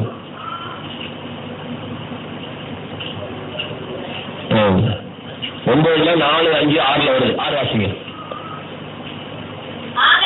ஆகையால் எல்லாம் நான் வச்சுக்கோங்க, இதெல்லாம் மனசுல வச்சுக்கோங்க. உன் நீதி நிமித்தமும் உன் தேவனாகிய கர்த்தர் உனக்கு அந்த நல்ல தேசத்தை சுதந்திரிக்கப்படார் என்பதை நீ அறிய கடவாய். இதான் சொல்லுபடி. என்ன தேவி புரியுதா? கேட்கலா சொல்ற என்ன சரிப்படி? நீ வணங்கா கழுத்துல ஜனம். நம்ம ஜாதகத்தை சொல்ற, நமக்கெல்லாம் பேர் வச்சிருக்கிறோமே, அவர் ஒரு பேர் வைக்கிறாரு. டேய், நீ வணங்கா கழுத்துல என்ன அர்த்தம் சொல்லு பாப்போம். ஒரு வார்த்தைக்கு நீ கீழ்ப்படி மாட்டேன் அர்த்தம். பார்த்துக்கோ, ஒத்த வார்த்தைக்கு நீ கீழ்ப்படியாதவன் கத்த சொல்றாரு. ஒரு வார்த்தைக்கு அதான் கொஞ்சம் கூட வணங்க பல வணங்காதான், அதாவது கீழ்ப்படிய மாட்டானோ. அதுக்கு அந்த அர்த்தம் அந்த காலத்துல வணங்கவே மாட்டானோ. வணங்கா கழுத்து பாருங்க, என்ன கழுத்துங்க? வணங்கா கழுத்து. நம்மளாம் யாருங்க? வெளியே வந்து அப்படி இப்படின்னு பந்தா பேசிட்டு இருக்க மேடையில வந்துக்கிட்டு, ஆனா உள்ளுக்குள்ள என்னன்னு சொல்றாரு கத்திருப்பாரு. உன் ரியல் படத்தை காட்டுறாரு. நீ யாரு? சொல்ல அப்படி வாயில பேசுற, கோடிக்கு ஆண்டவரே மீர்மேல செலுத்தார் அப்படின்னு வாயில சொல்ற. உயிரத்தான ஆண்டவரே பாரோன்னு விடுறமா, அந்த வாழ போன என்ன செய்ய மாட்டான், விடமாட்டான். அம்மாவும் கை இருந்துச்சுன்னா பாஸ்டர் நான் ஊழியத்துக்கு போறேன், கை கால் நல்லா இருந்துச்சுன்னா பாஸ்டர் முடியல, பாஸ்டர் டயர்டா இருக்கு, பாஸ்டர் பிள்ளைய ஸ்கூலுக்கு அனுப்ப வேண்டாமா? அப்புறமே நடக்க முடியும். பாஸ்டர் நான் பிரச்சனை பண்ணிட்டேன் பாஸ்டர், இனிமேல் நான் மாற மாட்டேன். என்னது இனிமேல் கட்டாயம் செய்வேன், ஆமூன்றாக நான் போயிடுறேன் பாஸ்டர். எத்தனை நாளைக்கு?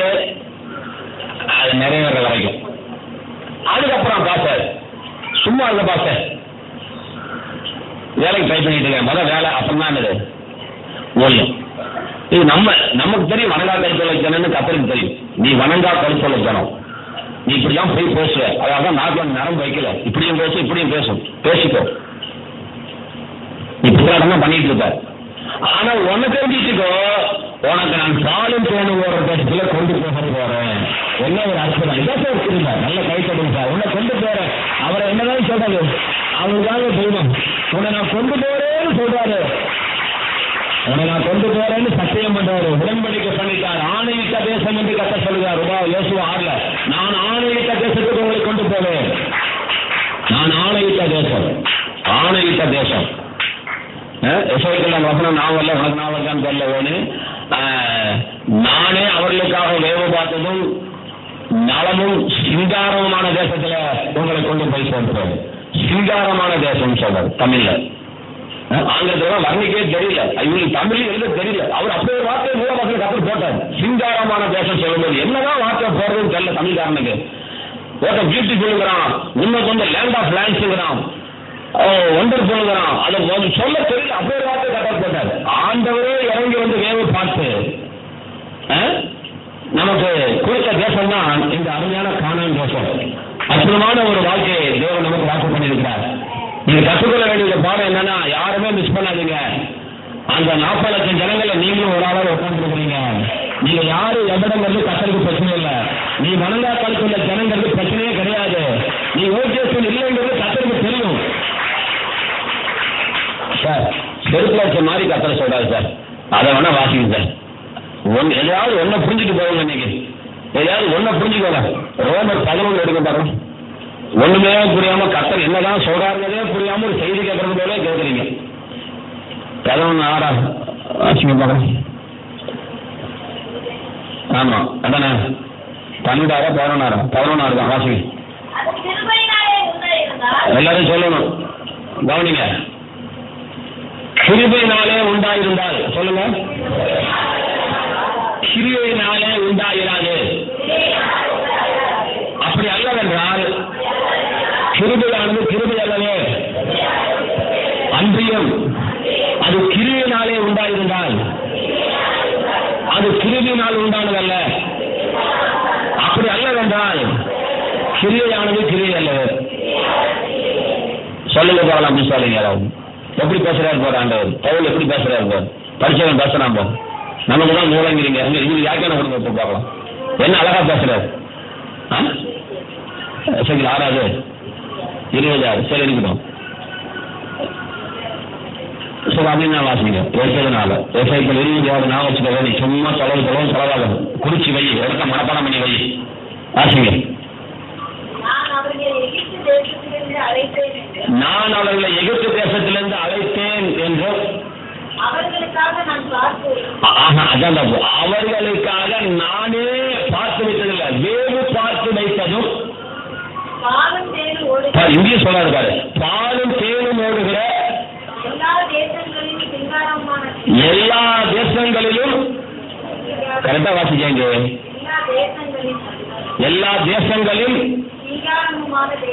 சிங்காரமான தேசத்துல அவர்களை கொண்டு வந்து விடுவோம். நல்லா புரிஞ்சுக்கணும். வீட்டுல போய் படிங்க. எசேக்கியேல் 20:6. எல்லா தேசங்களும் சிங்காரம். அதுதான் ஆங்கிலத்தில் லேண்ட் ஆஃப் லேண்ட்ஸ் என்று போட்டாங்க. புரியல, என்ன போனே தெரியல. அந்த வார்த்தைக்கு ஒரு அழகு கத்தர் கூட்டி விட்டார், மெருகை கூட்டி விட்டார்.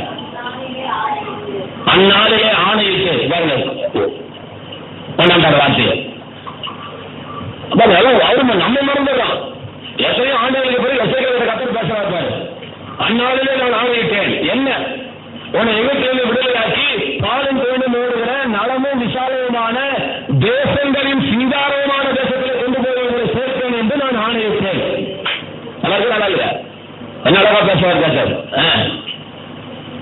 என்னங்க தேசங்களின் சிங்காரம்னா புரிஞ்சுக்கோங்க. முழு பூமி ஆண்டவர் வேவு பார்த்தாராம்.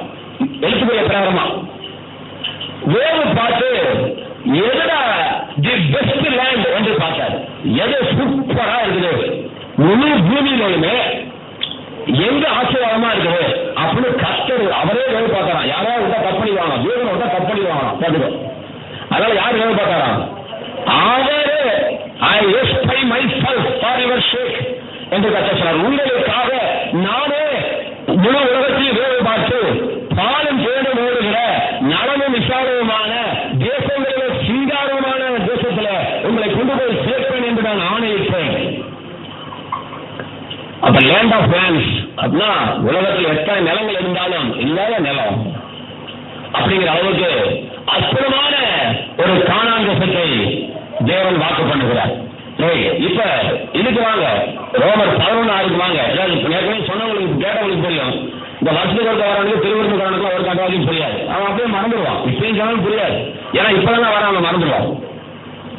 ஒரு காரியம் கிருபையினால் உண்டாயிருந்தால் இதை மட்டும் விளைவிக்கோங்க, அது கிரியையினால் உண்டாயிராது. சரியா தப்பான்னு பாருங்க. ஒரு காரியம் கிருபையினால் வந்துச்சுன்னா அது கிரியினால் வராது. நல்லா கவனிங்க. நீ யோக்கியமா இருந்ததுனால நான் உனக்கு ஏதாவது ஒன்று கொடுத்தேன்னா அதுக்கு பேர் கிருபை கிடையாது. அது நீ கஷ்டப்பட்டு நீ உழைச்சு நீ சேர்த்து வாங்கினால தமிழ்நாடு அரசு 10,000 ரூபாய் தருதுன்னா அது கிருபை இல்லை. அது டெவலப் பண்ணி வச்சு படிச்சவங்க நிறைய சொல்லிடுச்சு. அது கிருபை அல்ல. இவன் கஷ்டப்பட்டு வாங்கினா, இவன் கஷ்டப்பட்டு 100 மார்க் வாங்கினா அது கிரியை. நீ கஷ்டப்படுவதற்கு பேரு கிரியை. நீ நீ உழைத்து வாங்குவதற்கு பேரு கிரியை. நீ பரிசுத்தமா இருந்து ஆசீர்வாதம் பெறுவது கிரியை. அது என்ன அல்ல? கிருபை அல்ல. இதை மட்டும் வழங்கிக்கோ, கிருபை அல்ல. கிருபைங்கிற வார்த்தைக்கு அர்த்தம் தெரிஞ்சா நீ பணக்காரன் இல்லை. இதெல்லாம் விவரம் தெரிஞ்சவர் தாவீது. அவர் கிருபை என்றும் இன்னொரு குத்து குத்தினான் பாரு. ஆஹா, அவனுக்கு இருக்கிற வெளிப்பாடு அற்புதமான வெளிப்பாடு. ஏன்னா போய் என்ன சொல்றான் இல்லைங்க, அவருக்கு கிருபை காமிச்சாருங்க, எனக்கு கிருபை காமிச்சாரா? 1ஆம் நூற்றாண்டு கிருபை காமிச்சாருங்க, 21ஆம் நூற்றாண்டு காட்டுவாரா? ஹலோ, அவர் கிருபை என்றும் இல்லை. சொல்லுங்க, பார்த்துக்கோ. சரிங்க, ஒரு காரியம் கிருபையினால் உண்டாயிருந்தால் அது கிரியையினால் உண்டாயிராது. கிரியையினால் உண்டாயிருந்தால் அது கிருபையினால் உண்டாயிராது. ஒண்ணு உழைச்சு வாங்கினேன்னு சொல்லு, இல்ல யோசனை வாங்கினேன்னு சொல்லுங்கிறார். இல்ல பாதி உழைப்பு பாதி யோசனை சொல்லக்கூடாது. இந்த நம்பர் வந்து பாதி யோசி பாதி காசு, ஒத்துக்கிறீங்களா? இல்ல, ஒண்ணு யோசனை சொல்லு, இல்ல காசுன்னு சொல்லு, திருடணும்னு சொல்லு. பாதி யோசி பாதி திருடணும்னு சொல்ல முடியுமா? திருடணும் அப்புறம் பாதி திருட்டு பாதி காசு. எல்லாரும் சொல்லுங்க, ஓசுன்னா காசு இல்ல, காசுன்னா ஓசு இல்ல. இதுதான் அந்த அர்த்தம். கிருபைனா கிரியை அல்ல. சொல்லுங்க, கிருபைனா கிருபை கிரியை அல்ல. கிரியை என்றால் கிருபை இல்லை. இப்போ என்ன வேணும் முடிவு பண்ணிக்கோங்க ஆண்டவர். உனக்கு கிருபை வேணுமா கிரியை வேணுமா? என்ன வேணும் உங்களுக்கு? இந்த உழைச்சி பணக்காரனாரியா இல்ல என் வாக்குத்தத்துல பணக்காரனாரியான்னு கேட்கிறாரு. என்ன ராஜா சார், எந்திரிச்ச நேரம் ஓட வேணுமா சட்டையை கீழ்ச்சி நான் பணக்காரன் ஆயிட்டேன்னு? எவ்வளவுதான் கஷ்டம் பேசணும் பாருங்க. உங்களை புரிய வைக்கிறது நானும் தான் பெச வேலை கஷ்ட வேலை படுத்துக்கிறேன். எனக்கே வெக்கமா இருக்கு எனக்கு சொல்லி கொடுக்குறது. ஆனா உங்களுக்கு மண்டல ஏற மாட்டேங்குது. இந்த எருவு மாட்டில கொண்டு போய் ஒரு சின்ன ஒரு மண்ணை வச்சு வழக்க மாட்டி போய் குத்தணும்னா அது என்ன செய்ய போய் பாருங்க, செக் பண்ணி பாருங்க. அந்த இடத்த மாத்திரம் ஒரு ஆட்டம் எப்படி, அதுக்கு ஒரு கிருபை தேவன் வந்துருக்காரு. அந்த இடத்த மாத்திரம் ஆட்டம். நம்ம மாதிரி வேலை இருந்தா சொல்லிடும். மாட்டுக்கு அந்த கிருபை இல்லை, மாட்டுக்கு இன்னொரு கிருபை. அந்த இடத்த மாதிரி என்ன செய்யும், கிளக்குன்னு ஒரு ஆட்டம். அது போல தேவன் என்ன சொல்றாரு பாருங்க, ஒண்ணு கிருபைன்னு சொல்லு, இல்ல கிரியைன்னு சொல்லுதான். இப்ப நான் உங்களை கேட்கிறேன், ஆண்டவரே கேட்கிறாரு, நீ கிருபையினால பணக்காரனான்னு ஆசைப்படுறியா, கிரியையினால பணக்காரனான்னு ஆசைப்படுறியா? அப்ப பாதி கிருபை பாதி கிரியைன்னு சொல்லாத. கிருபைன்னு சொல்லிட்டா கிரியை பேசக்கூடாது. கிருபைன்னு சொல்லிட்டா முழுக்க முழுக்க கிருபைதான், கிரியை கொண்டு வராத. கிரியைன்னு சொல்லிட்டா இது கத்தனை கிருபைன்னு போய் சொல்லாத. ரெண்டோட நின்னுக்கோ, ரெண்டோட நீங்க முடிவு பண்ணுங்க. கிருபையா கிருபையான்னு முடிவு பண்ணிடுங்க. எங்க வந்துடலாம்? கர்த்தாவே உடைய கிருபை வந்துடலாம். இதுதான் கிருபை, இதுதான் தேவனுடைய வாக்குத்தத்தம். இதுதான் பாலும் தேனும் ஓடுகிற கானான் தேசம். இந்த தேவன் வாக்குத்தத்தம் பண்ணியிருக்கிறார். அவர் சொன்னதை செய்கிறவர். நீங்க விளைவிக்க வேண்டிய வெளிப்பாடு என்னன்னா, 2 வெளிப்பாடு சொல்லுறாரு. சொன்னதான் மறுபடியும் சொல்றேன். 2 வெளிப்பாடு என்னன்னா, உங்க தகுதியை தேவன் கணக்கு பார்த்து ஆசீர்வதிக்கல. அவர் பண்ணின சத்தியத்தை நிறைவேற்றுகிறார். குணாதிசயம் உடையவரா இருக்கிறபடியா ஆபிரகாமுக்கு உடன்படிக்கை பண்ணனால உன்னை பணக்காரனா ஆட்சி ஆகணும்னு அவர் இருக்கிறார். இன்னும் மங்களுக்கு அம்மா வராதனால சொல்லிக் கொடுக்கணும்னா, மங்களுக்கு அம்மாவுக்கு நான் சொல்றேன், அம்மா உன் பேச்சியோட டாக்டருக்கு படிக்கிறது எல்லா செலவும் என்னன்னு. என்ன காசு இப்படி சொல்லிட்டீங்க, என் பிள்ளைக்காக சொல்லக்கூடாதா? கிடையாது. உடன்படிக்கை எங்க வந்திருக்காரு? பேச்சியோட டாக்டர் படிப்புக்கு ஒழுங்கா படிச்சு லவ் பண்ணாம இழுத்துட்டு விடாம இருந்தா, +2 நல்ல மார்க் எடுத்தாங்கன்னா, சிஸ்டம்லாம் மாறாம இருந்துச்சுன்னா, உன் புள்ள டாக்டருக்கு போச்சுன்னா செலவு யாருது? செலவு என்னது? இப்ப கவனிமா, இப்படி ஒரு ப்ராமிஸ் பண்ணிட்டேன் மங்களுக்கு அம்மாவுக்கு. மங்களுக்கு பேரு நல்லா கும்முன்னு படிச்சு, அதுவும் +2 படிச்சுட்டு மெடிக்கல் சீட்டு கழிச்சு. இப்ப என்ன செய்யணும்? நல்லா சொல்லுங்க, என்ன செய்யணும்? பண்ணணும். கருப்பா படிச்சு நான் பண்ண மாட்டேன்னு சொல்லலாமா? ஜாக வாங்கலாமா? இல்ல இந்த அம்மா 4 முக்கால் அடிதான், 4-11 தான் இருக்குது, 5 அடி கூட வரல, நான் செய்ய முடியாது,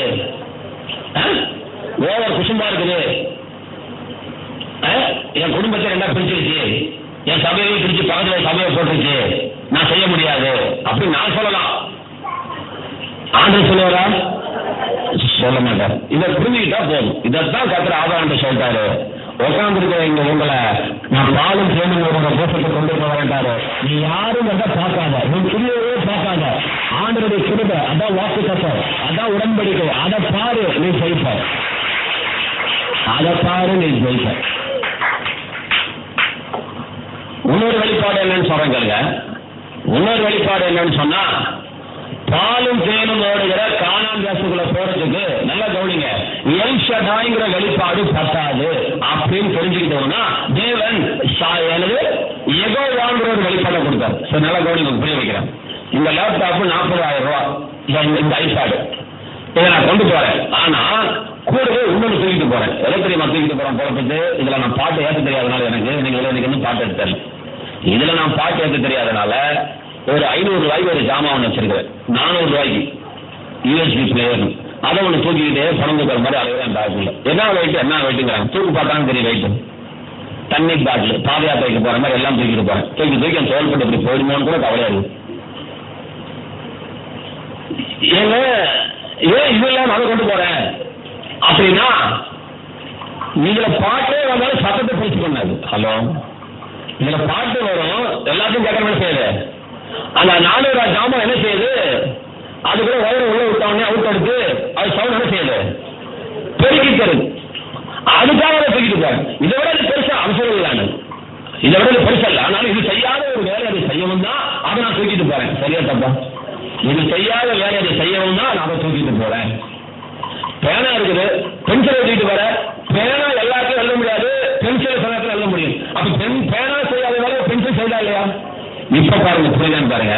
நான் ஆபிரகாமுக்கும் ஈசாக்குக்கும் யாக்கோபுக்கும் எல் ஷடாயாக வெளிப்பட்டேன், ஆனால் யெகோவாவாக நான் வெளிப்படவில்லை. உங்களுக்கு நான் யெகோவாவாக வெளிப்படுகிறேன். அப்ப அதுல அர்த்தம் இருக்கா இல்லையா? அதெல்லாம் அர்த்தம் இருக்குது. யெகோவாவாக நான் வெளிப்படுகிறேன், உங்களுக்கு நான் யெகோவாவாக வெளிப்படுகிறேன், உங்களுக்கு நான் யெகோவாவாக வெளிப்படுகிறேன்.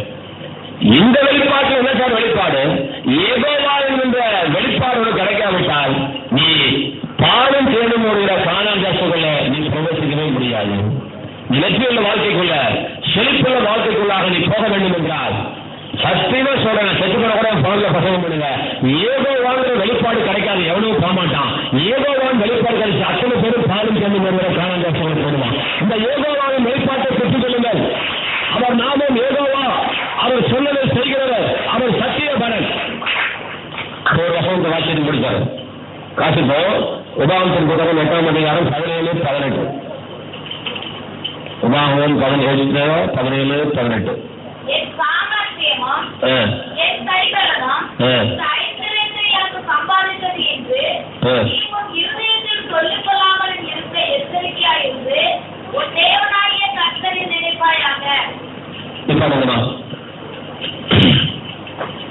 உன் தேவனாகிய கர்த்தரை நினைப்பாயாக. சொல்லுங்க. தேவி கிட்ட ஒரு கேள்வி, மங்களுக்கு அம்மா தெரியலன்னு நைசா ஜாகா வாங்கிறோம். இங்க தேவனாகிய கர்த்தர் இருக்கு, இது என்ன கர்த்தர்? தெரியாம மோசடி நடமா, தெரிஞ்சுதான் நடமா?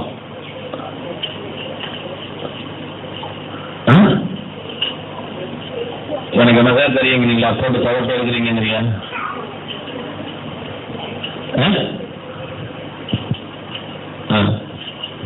சொல்லுங்க,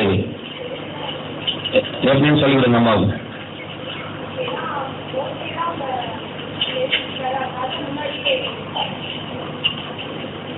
எப்படி சொல்லணும் அப்படின்னா, இஸ்ரவேல் ஜனங்கள் சிறையிருக்கும் பொழுது யெகோவா வழிபட்டு விட்டார். இது சிறையிருப்பெல்லாம் தாண்டி பாலும் தேவனோட தேசத்துக்குள்ள வந்துட்டாங்க, கிட்ட வந்துட்டாங்க. அப்ப சொன்ன வார்த்தை புரியுதுங்களா? அதனால இந்த இடத்துல யெகோவான்னு சொன்னா யெகோவா தான். இதுக்கு அப்புறம் வர கர்த்தர்லாம் கரெக்டான கர்த்தர், அது மட்டும் விளங்கிக்கோங்க. யோசுவா 6க்கு அப்புறம் வர கர்த்தர் எல்லாம், சாரி யாத்திராகமம் 6க்கு அப்புறம் வர கர்த்தர் எல்லாம் கர்த்தர் தான், யெகோவா தான். இங்க கவனிக்கணும், இங்க ஒரு குட்டி வெளிப்பாடு நான் சொல்றேன், கவனிச்சுக்கோங்க. இதுல ஒரு குட்டி வெளிப்பாடு. உன் கைபலனும் உன் சாமர்த்தியமும் எல்லாரும் தெரிஞ்சுக்கோங்க. நான் ஒரு 1000 முறை பிரசங்கம் பண்ண எனக்கு வெக்கம் இல்லை. ஏன்னா யாரு மனசுலயாவது இந்த வித்து விழாதா என்று நான் ஆசைப்படுகிறேன். இந்த வித்து விழுந்துருச்சுன்னா அதுக்கப்புறம் உங்களை நான் கையில பிடிக்க முடியாது. அப்புறம் நீங்க எனக்கு பிரசங்கம் பண்ற மாதிரி ஆயிடுவீங்க. நிஜம்தான். என்ன வித்துங்க? பணக்காரனாகிறதுக்கு ஒரு விதை, நீங்க கோடீஸ்வரனாகிறதுக்கு ஒரு வித்து கொடுக்குறா கர்த்தர். என்ன வித்துன்னா, உன் கைபலனும் உன் சாமர்த்தியமும் ஐஸ்வர்யத்தை சம்பாதிச்சு கொடுக்குறாங்க. கேட்டீங்களா? உன் கைபலனும் உன் சாமர்த்தியமும் இந்த பாலும் தேனும் ஓடுகிற தேசத்தையோ இந்த ஐஸ்வர்யத்தையோ சம்பாதிச்சு கொடுக்காது, கொடுக்காது, கொடுக்காது, கொடுக்காது. இதுல 2 வெளிப்பாடு சொன்னேன் இல்லைங்களா?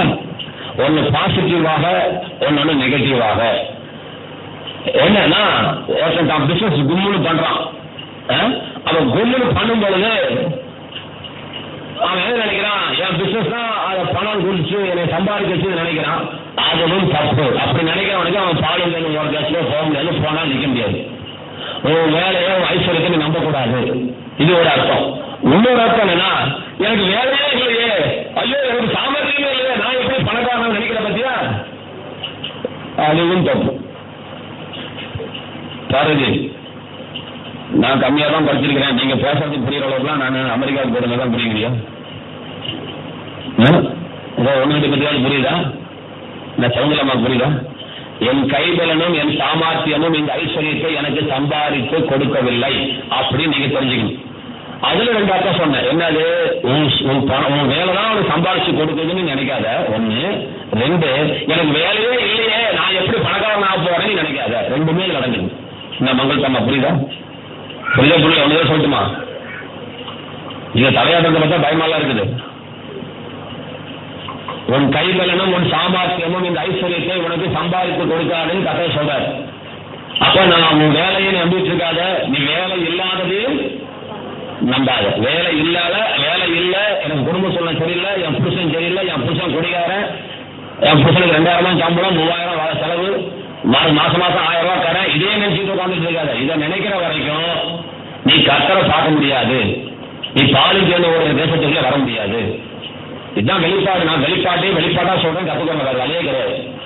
இப்ப கர்த்தர் சொன்னாரு, உன் கைபலனும் உன் சாமர்த்தியமும் உனக்கு வாசிங்க. உன் கைபலனும் உன் சாமர்த்தியமும் சம்பாதித்தது என்று நீ உன் இருதயத்தில் சொல்லிக் கொள்ளாமல் இருக்க எச்சரிக்கையா இருந்து. அது எங்க சொல்லக்கூடாதா? பக்கத்து ராமா கிட்டயா? எங்க சொல்லக்கூடாது? இது நான் மாத்திரை சரியான்னு பாருங்க. இருதயத்துல எண்ணிக்கொள்ளாமலும் அப்படி நான் சொல்றேன். சொல்லாம ரொம்ப தப்பா, பெரிய தப்பு பாச வருமா? இருதயத்துல சொல்லாதானே என்ன, இருதயத்துல நினைக்காதானே என்ன, கிட்டத்தட்ட ஒண்ணுதானே. வெளியே சொல்லாதானே உள்ள நினைக்கிறது வேற.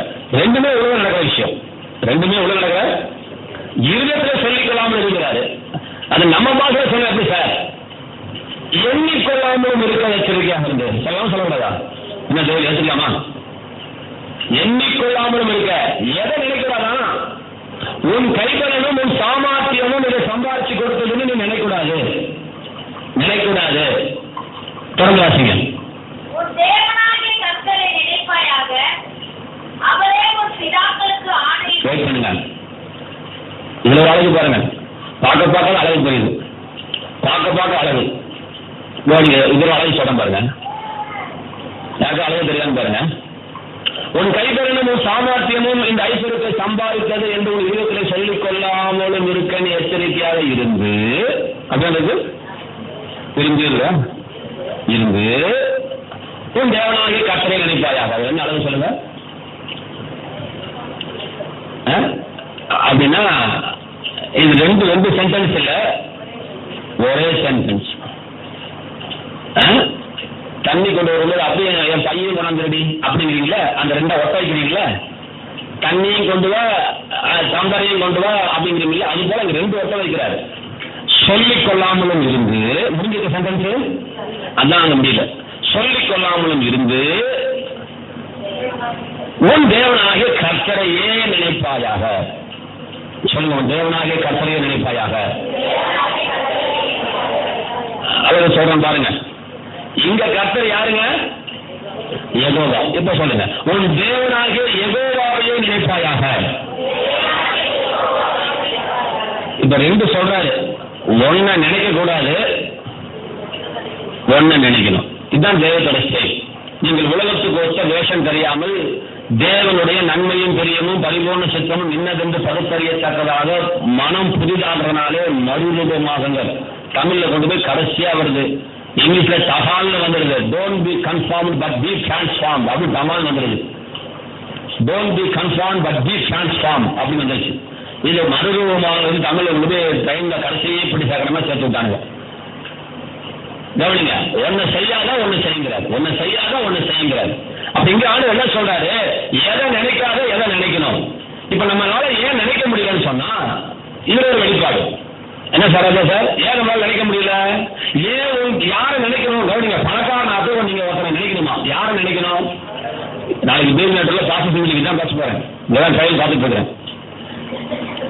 நல்லா பேசினாங்க போய் அங்கெல்லாம் வாழப்போ என்ன சொதப்புறான், அது சொதப்புறான் என்னங்கிறது உனக்கு மண்டை தாண்டி கேட்டாலும் தெரியும். நீ சொதப்பலாம் என்னன்னு உன் தேவனாகிய கர்த்தரையே நினைப்பாயாக. இதை கூட தூதா இருக்கலாம், அற்புதமா இருக்கு. உன் தேவனாகிய கர்த்தரையே நினைப்பாக. எடுத்து கர்த்தர்னா யாரும் சொல்லி, எழுத்தரானா யாரும் சொல்லி, ஏன் இந்த பணக்காரன் யாரும் நினைக்குது சொல்றாருங்க? கர்த்தரை நினைப்பாயாக. கர்த்தரை நினைப்பாயாக அப்படின்னா யெகோவாவை நினைப்பாயாக. ஆமாங்க, அவர் சொன்னதை சொல்ல விடுங்க. ஹலோ, நீ யாரை நினைக்கிறதுல? உன் வேலையை நினைக்காத, உன் வருமானத்தை நினைக்காத, நீ உன்னோட நினைக்கணும். அதுதான் நினைக்கணும். என்னுடைய நாமத்தை நினைப்பாயாக, என்னுடைய குணாதிசத்தை நினைப்பாயாக, நான் யெகோவா என்பதை நினைப்பாயாக, நான் சொன்னதை செய்கிற கர்த்தரை நினைப்பாயாக. கைகளை கட்டி உன் வேலையை பார்க்காத, மறுபடியும் சொல்றேன், உன் திறமையை பார்க்காத, உன் திறமையை பார்க்காத. இப்ப காசு வந்துட்டு இருக்குது, இதுல நீ வாரி இறைக்க முடியாது, இதுல நீ வாரி இறைக்க முடியாது, இதுல பூமியிலே நீ பெரிய பணக்காரனாய் மாற்ற முடியாது. விஷயத்துல எல்லாரும் பார்த்து நீ பெரிய பணக்காரனாய் மாற்ற வேண்டும் என்பது தேவனுடைய சித்தம். கைகளை தட்டி நல்லா கைதட்டுங்க, நல்லா விளங்கிக்கோ. தேவ சித்தத்தை விளங்கிக்கோ, தேவ சித்தத்தை விளங்கிக்கோங்க.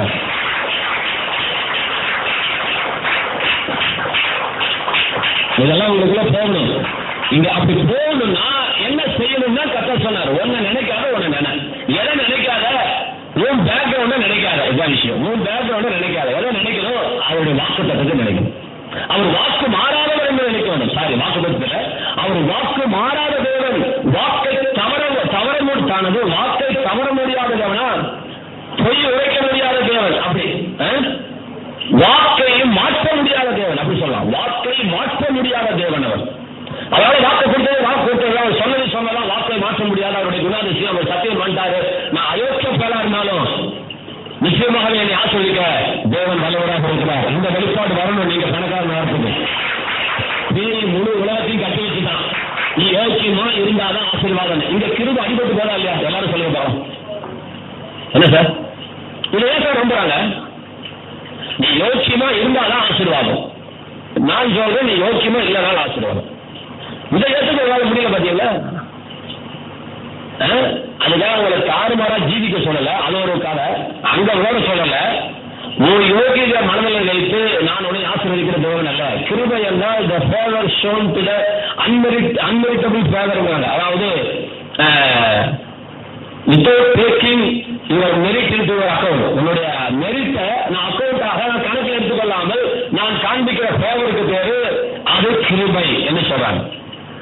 உன்னுடைய மெரிட்டுமே உன்னுடைய தகுதியை நான் கணக்கில் எடுக்காமல் நான் உனக்கு ஏதாவது ஒரு ஃபேவர் பண்ணினேன் அப்படின்னு சொன்னா அதுக்கு பேர் கிருபை.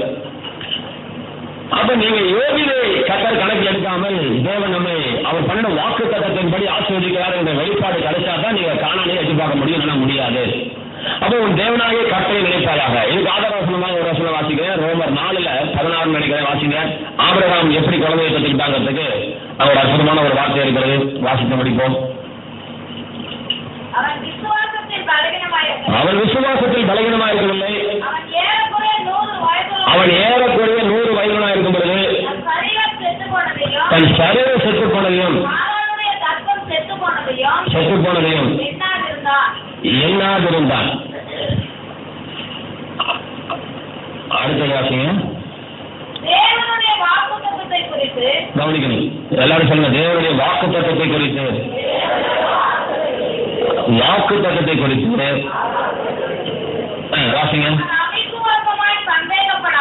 அவன் அவிசுவாசமாய் சந்தேகப்படாமல்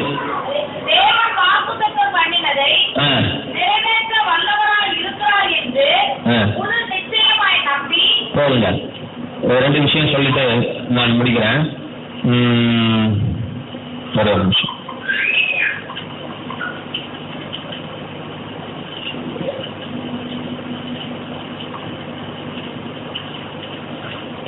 சரி, 16 முதல் சொல்லிடுறேன், அப்புறம் 17 போறேன்.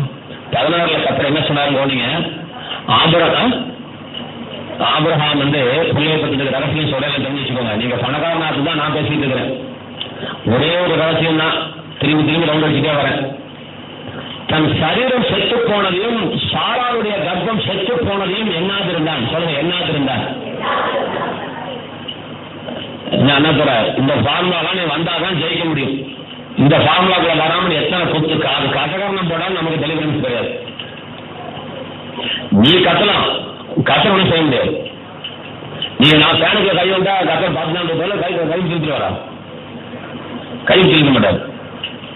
கத்தர் வந்து நான் கேட்டேன் கத்த முடியல, இந்த உலகத்துல நடக்கக்கூடிய விபத்தெல்லாம் தேவன் தடுக்க கூடாதா? நீங்க யோசிங்க. அவர் அன்புள்ளவர் தானே சொல்லுங்க, இறக்கமுள்ளவர் தானே சொல்லுங்க. அவர் நினைச்ச தடுக்கலாம் தடுக்க முடியாது, அவர் நினைச்சா தடுக்கலாம தடுக்க முடியாது. ஏன் தடுக்கல? வீட்டில் போய் யோசிங்க, ஏன் தடுக்கலாம்? தடுத்தாரா? அப்படி தடுத்திருந்தா உலகத்தில் ஒரு ஆக்ஷன் நடக்குமா? நடக்காது. அப்போ தேவன் தடுக்கல. கசப்பான வேப்பங்கச்செல்லாம் போட்டு பல்ல எடுக்கிறீங்க. எனக்குலாம் வகுப்பை போட்டு 4 நாள் சோர்த்திங்க முடியாமல் கஷ்டப்பட்டேன். ஒரு நாள் வேப்பங்கச்சை தெரியாதுன்னா வேணி விளக்குதான் நானும் விளக்க போய் 4 நாள் கோட்டிக்கிட்டு வருது, குவான்னு வாங்கி தான் வருது. சர்வன முடிச்சல போய் வாயில போட்டு வளர்க்கிட்டு இருக்காங்க. இந்த கசப்பு கசத்துல இந்த போய் வளர்க்குறாங்களே. ஆனா பாலெல்லாம் பார்த்தா அரை மணி நேரம் வாய்க்கிலேயே வச்சு தின்னு தின்னுட்டு இருக்கோம் வேப்பங்கச்சி வச்சுக்கிட்டு. எப்படிதான் திங்காங்க எனக்கு தெரியல. அதுபோல எதுக்கு இந்த உதாரணம் எடுத்தாப்பான்னு இந்த கசப்பான உண்மைகளை ஏற்றுதான். சில உண்மைகள் கசப்பா இருக்கும், வேற வழியே இல்லை, அது ஏற்றுதான். உங்க கண்ணீருக்கெல்லாம் கத்தர் இறங்குவாருன்னா இறக்கம் உள்ள தேவன் தான். ஆனா எப்போ இறங்குவாருன்னா சில காலையில தெரிஞ்சுச்சிங்க. என்ன செஞ்சா இறங்குவாரு? உன் கண்ணீர் தேவனை அசைக்காது. நல்லா நான் வச்சுக்கோங்க, உன் விசுவாசம் இறைவனை அசைக்கும். இதுதான் ஃபார்முலா. இதுதான் யாருக்கும் தெரியல. உன் கண்ணீர் தேவனை மாற்றாது, அசைக்காது. அப்படி உட்காந்துட்டு இருப்பாரு, தலை மாதிரி பிடிச்ச வச்ச பிள்ளையார் உட்காந்துட்டு இருப்பாரு. ஆனா உன் விசுவாசம் அவர் உட்காந்து இருக்க கூடாது. அந்த சராசரத்தை இறக்கி கீழே கொண்டாந்து. அதுதான் நானும் பேசிட்டு இருக்கிறேன். எதை எண்ணக்கூடாது, நல்லா கவனிங்க. தன் சரீர செத்து போனது என்னாது இருந்தான் சொல்லுங்க. இப்ப நல்லா கவனிக்கணும். அவன் சரீர சாகர மாதிரி இருந்துச்சா இல்ல செத்து போயிடுச்சா? சொல்லுங்க, அந்த வசனம் என்ன சொல்லி சொல்லுங்க. செத்து போச்சு. பொண்டத்தோட கர்ப்பம் செத்து போச்சா உசம் இருந்துச்சா? செத்து போன பிறகுதான். ஹலோ பாருங்க, செத்து போன பிறகுதான் என் வசனம் சொல்லுது. செத்து போனதையும் தன் சரீரம் செத்து போனதையும் சாராருடைய கர்ப்பம் செத்து போனதையும் எல்லாம் சொல்லுங்க. செத்து போனதையும் என்னாது இருந்தான். உன் மகன் ஊர் சுற்றுறது நினைக்கவே கூடாது. அப்பதான் மகனுக்கு வேலை கிடைக்கும். உன் மகன் மாடு மேய்தான் பார்க்காத. உன் மகன் கோடீஸ்வரன் வளர்க்காது. அதற்கு பாட்டு நீ எதை பார்க்க கூடாது. முதல் அதை ஜெயிச்சிருங்க, அப்புறம் 2வது ஜெயிக்கலாம். முதல் எதை நினைக்க கூடாதுன்னு கத்தர் சொல்றாரோ அதை நினைக்காதீங்க. உனக்கு கை வர நினைச்சுட்டே இருந்தா தொலைஞ்சுது. கை வராது, ஜென்மத்துக்கு வராது. என் கை நல்லா வரணும் முதல் நீங்க நினைக்க. யாரும் வந்து ஒரு பிசியோதெரபி பண்ணக்கூடாது. உனக்கு என்ன வேலை? உட்காந்துட்டு ஒரு கோழி எடுத்து ஒவ்வொரு மாசம் புடுது, ஏதாவது ஒன்று செய்யி. இந்த கைக்கு வேலை கொடு. நீயும் உன் பேரனும் பந்து விளையாடு. இந்த கையில விளையாடு. வேற வழியில் அவன் யாரோ ஒரு இப்படி தூக்கி கொண்டு நீ தூக்க முடியும். நீ நான் தூக்குவேன். கர்த்தருடைய கிருபையால நான் தூக்குவேன். இயேசுவின் நாமத்தால் நரம்பு வேலை செய்ய நரம்பை நான் கட்டளை கொடுக்கிறேன். ரத்தோட்டமே நான் கட்டளை கொடுக்கிறேன். செயல்படுவதாக இயேசுவின் நாமத்தினால நீ செயல்படு அப்படின்னு சொல்லணும். அதான் மறந்து சொல்லிட்டு கையை தூக்க. எனக்கு யாரும் தேவையில்ல. ஆத்தா இருந்தாலும் மௌனம் தேவை மரமும் தேவையில்லை. நான் தூக்குறேன்பா கையை அப்படின்னு அடுத்த நாள் கையில் என்னம்மா காப்பி கொண்டு கொடுத்தா இப்படி ஆகா வேடா அது அத்தயமா இருக்குது. அப்படி கை வரணும்னா ஆண்டவர் சொல்றாரு, கை வராது நினைக்காத. அதை நினைக்காத மேலாது. நினைக்காது. மண்டைக்குள்ள கொண்டு வராது. உனக்கு கணக்கு வராது, எனக்கு இங்கிலீஷ் வராது, என் புருஷன் சரியில்லை.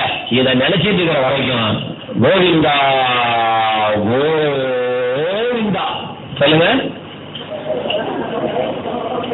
உங்க கொடுக்குறீங்க.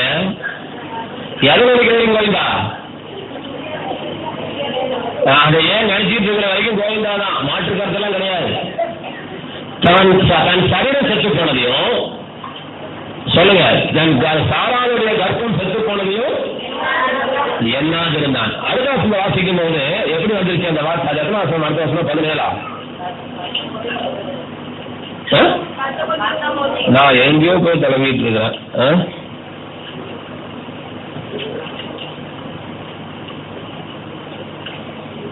20 வாசிங்க. இங்கிலீஷ் வந்து 21 வரும். சாரி 21 ஜாஸ்தி 21 வரைக்கும். அப்ப என்ன வருதுன்னா கவனிங்க, தமிழ் எப்படி வருது பாருங்க. வாக்கு தத்தத்தை எப்படி வருது வாசிங்க. தேவன் வாக்கு தத்தம் பண்ணினதை எல்லாம் சொல்ல நிறைவேற்ற வல்லவர். இதுல ஒரே எழுத்து வரப்பட்டாச்சு, ஒரே ஒரு எழுத்து விட்டாங்க, குபி போச்சுரா. அந்த எழுத்த போட்டுக்கோ மனசுக்குள்ள. என்ன டெய்லி சொல்லிட்டு அந்த எழுத்து என்ன தெரியுமா? அந்த எழுத்து சொல்லுங்க. நிறைவேற்றவும் வல்லவராக இருக்கிறார். சொல்லுங்க. அது வந்து அழகா போட்டாங்க. He was fully convinced that what God promised, he was also able to do. Also வருது பாத்தீங்களா? Also able to do. சொல்றதுக்கு மாத்திரம் வல்லமை இல்லப்பா, அவர் செய்வதற்கு வல்லவராக இருக்கிறார். அதான் ஆண்டவர் வழிபார். அதை சொல்றது மாத்திரம் இல்ல, அதை வாக்கு தத்தத்தை நிறைவேற்றவும் வல்லவராக இருக்கிறார். நிறைவேற்றவும் வல்லவராக என்ன சொல்ல? நிறைவேற்றவும் வல்லவராக இருக்கிறார். நிறைவேற்றவும் வல்லவராக இருக்கிறார். நிறைவேற்றவும் வல்லவராக இருக்கிறார். அரசியல்வாதி அல்ல, சொல்றதுக்கு வல்லமை உடையவர். இவர் நிறைவேற்றவும் வல்லமை உடையவர். எல்லாருக்கும் அது கிடையாது. கண்டையும் கொள்ள ஆண்டவர் சொல்லுவதை செய்கிற தேவன், அவர் சத்தியம் வராது. ஆனா நீங்க சில காரியத்தை எண்ணக்கூடாது. கைபலனும் சாமர்த்தியமும் சம்பாதித்ததை நீ சம்பாதித்து கொடுக்கும் என்பதை நீ எண்ணாமல், உனக்கு வாக்கு தத்தம் பண்ணி அதை உயிர் போனாலும் நிறைவேற்ற முடியாமல் போகிற கர்த்தர் அல்ல, நிறைவேற்றுகிற தேவனுடைய குணாதிசயத்தை நினைப்பாயாக. உன் தேவனாகிய கர்த்தரே நினைப்பாயாக. அவரே என்ன அழுத்தம் பாருங்க. அவரே, அவர் அல்ல, அவரே ஆபிரகாமுக்கு ஈசாக்குக்கு யாக்கோபுக்கு பிறந்த உடன்படிக்கை உறுதி கொடுக்கும்படிக்கு இந்நாளில் உனக்கு உண்டாயிருக்கிறது போல ஐஸ்வர்யத்தை சம்பாதிப்பதற்கான பலனை கொடுக்கிறார். ஆமாம் சொல்லி பற்றி வழங்கிக் கொண்டவர்கள் பாக்கியவான்கள். வார வாரம் பிரசங்கம் பண்ண முடியாது, வார வாரம் பண்ண முடியாது. அவர் யோகோவா, அவர் நாமம் யோகோவா. கைகளை பற்றி அவர் நாமம் யோகோவா. உன் நோய்களெல்லாம் அடிபட்டு போச்சு, உன் பரிசுத்தம் எல்லாம் குப்பையில போட்டா கஷ்டம், உன் நீதி எல்லாம் அழுக்கான கந்தை என்று கஷ்டம் சொல்லுகிறார். அவர் ஒரு உடன்படிக்கை பண்ணிட்டார், அவர் ஒரு சத்தியம் பண்ணிட்டார்.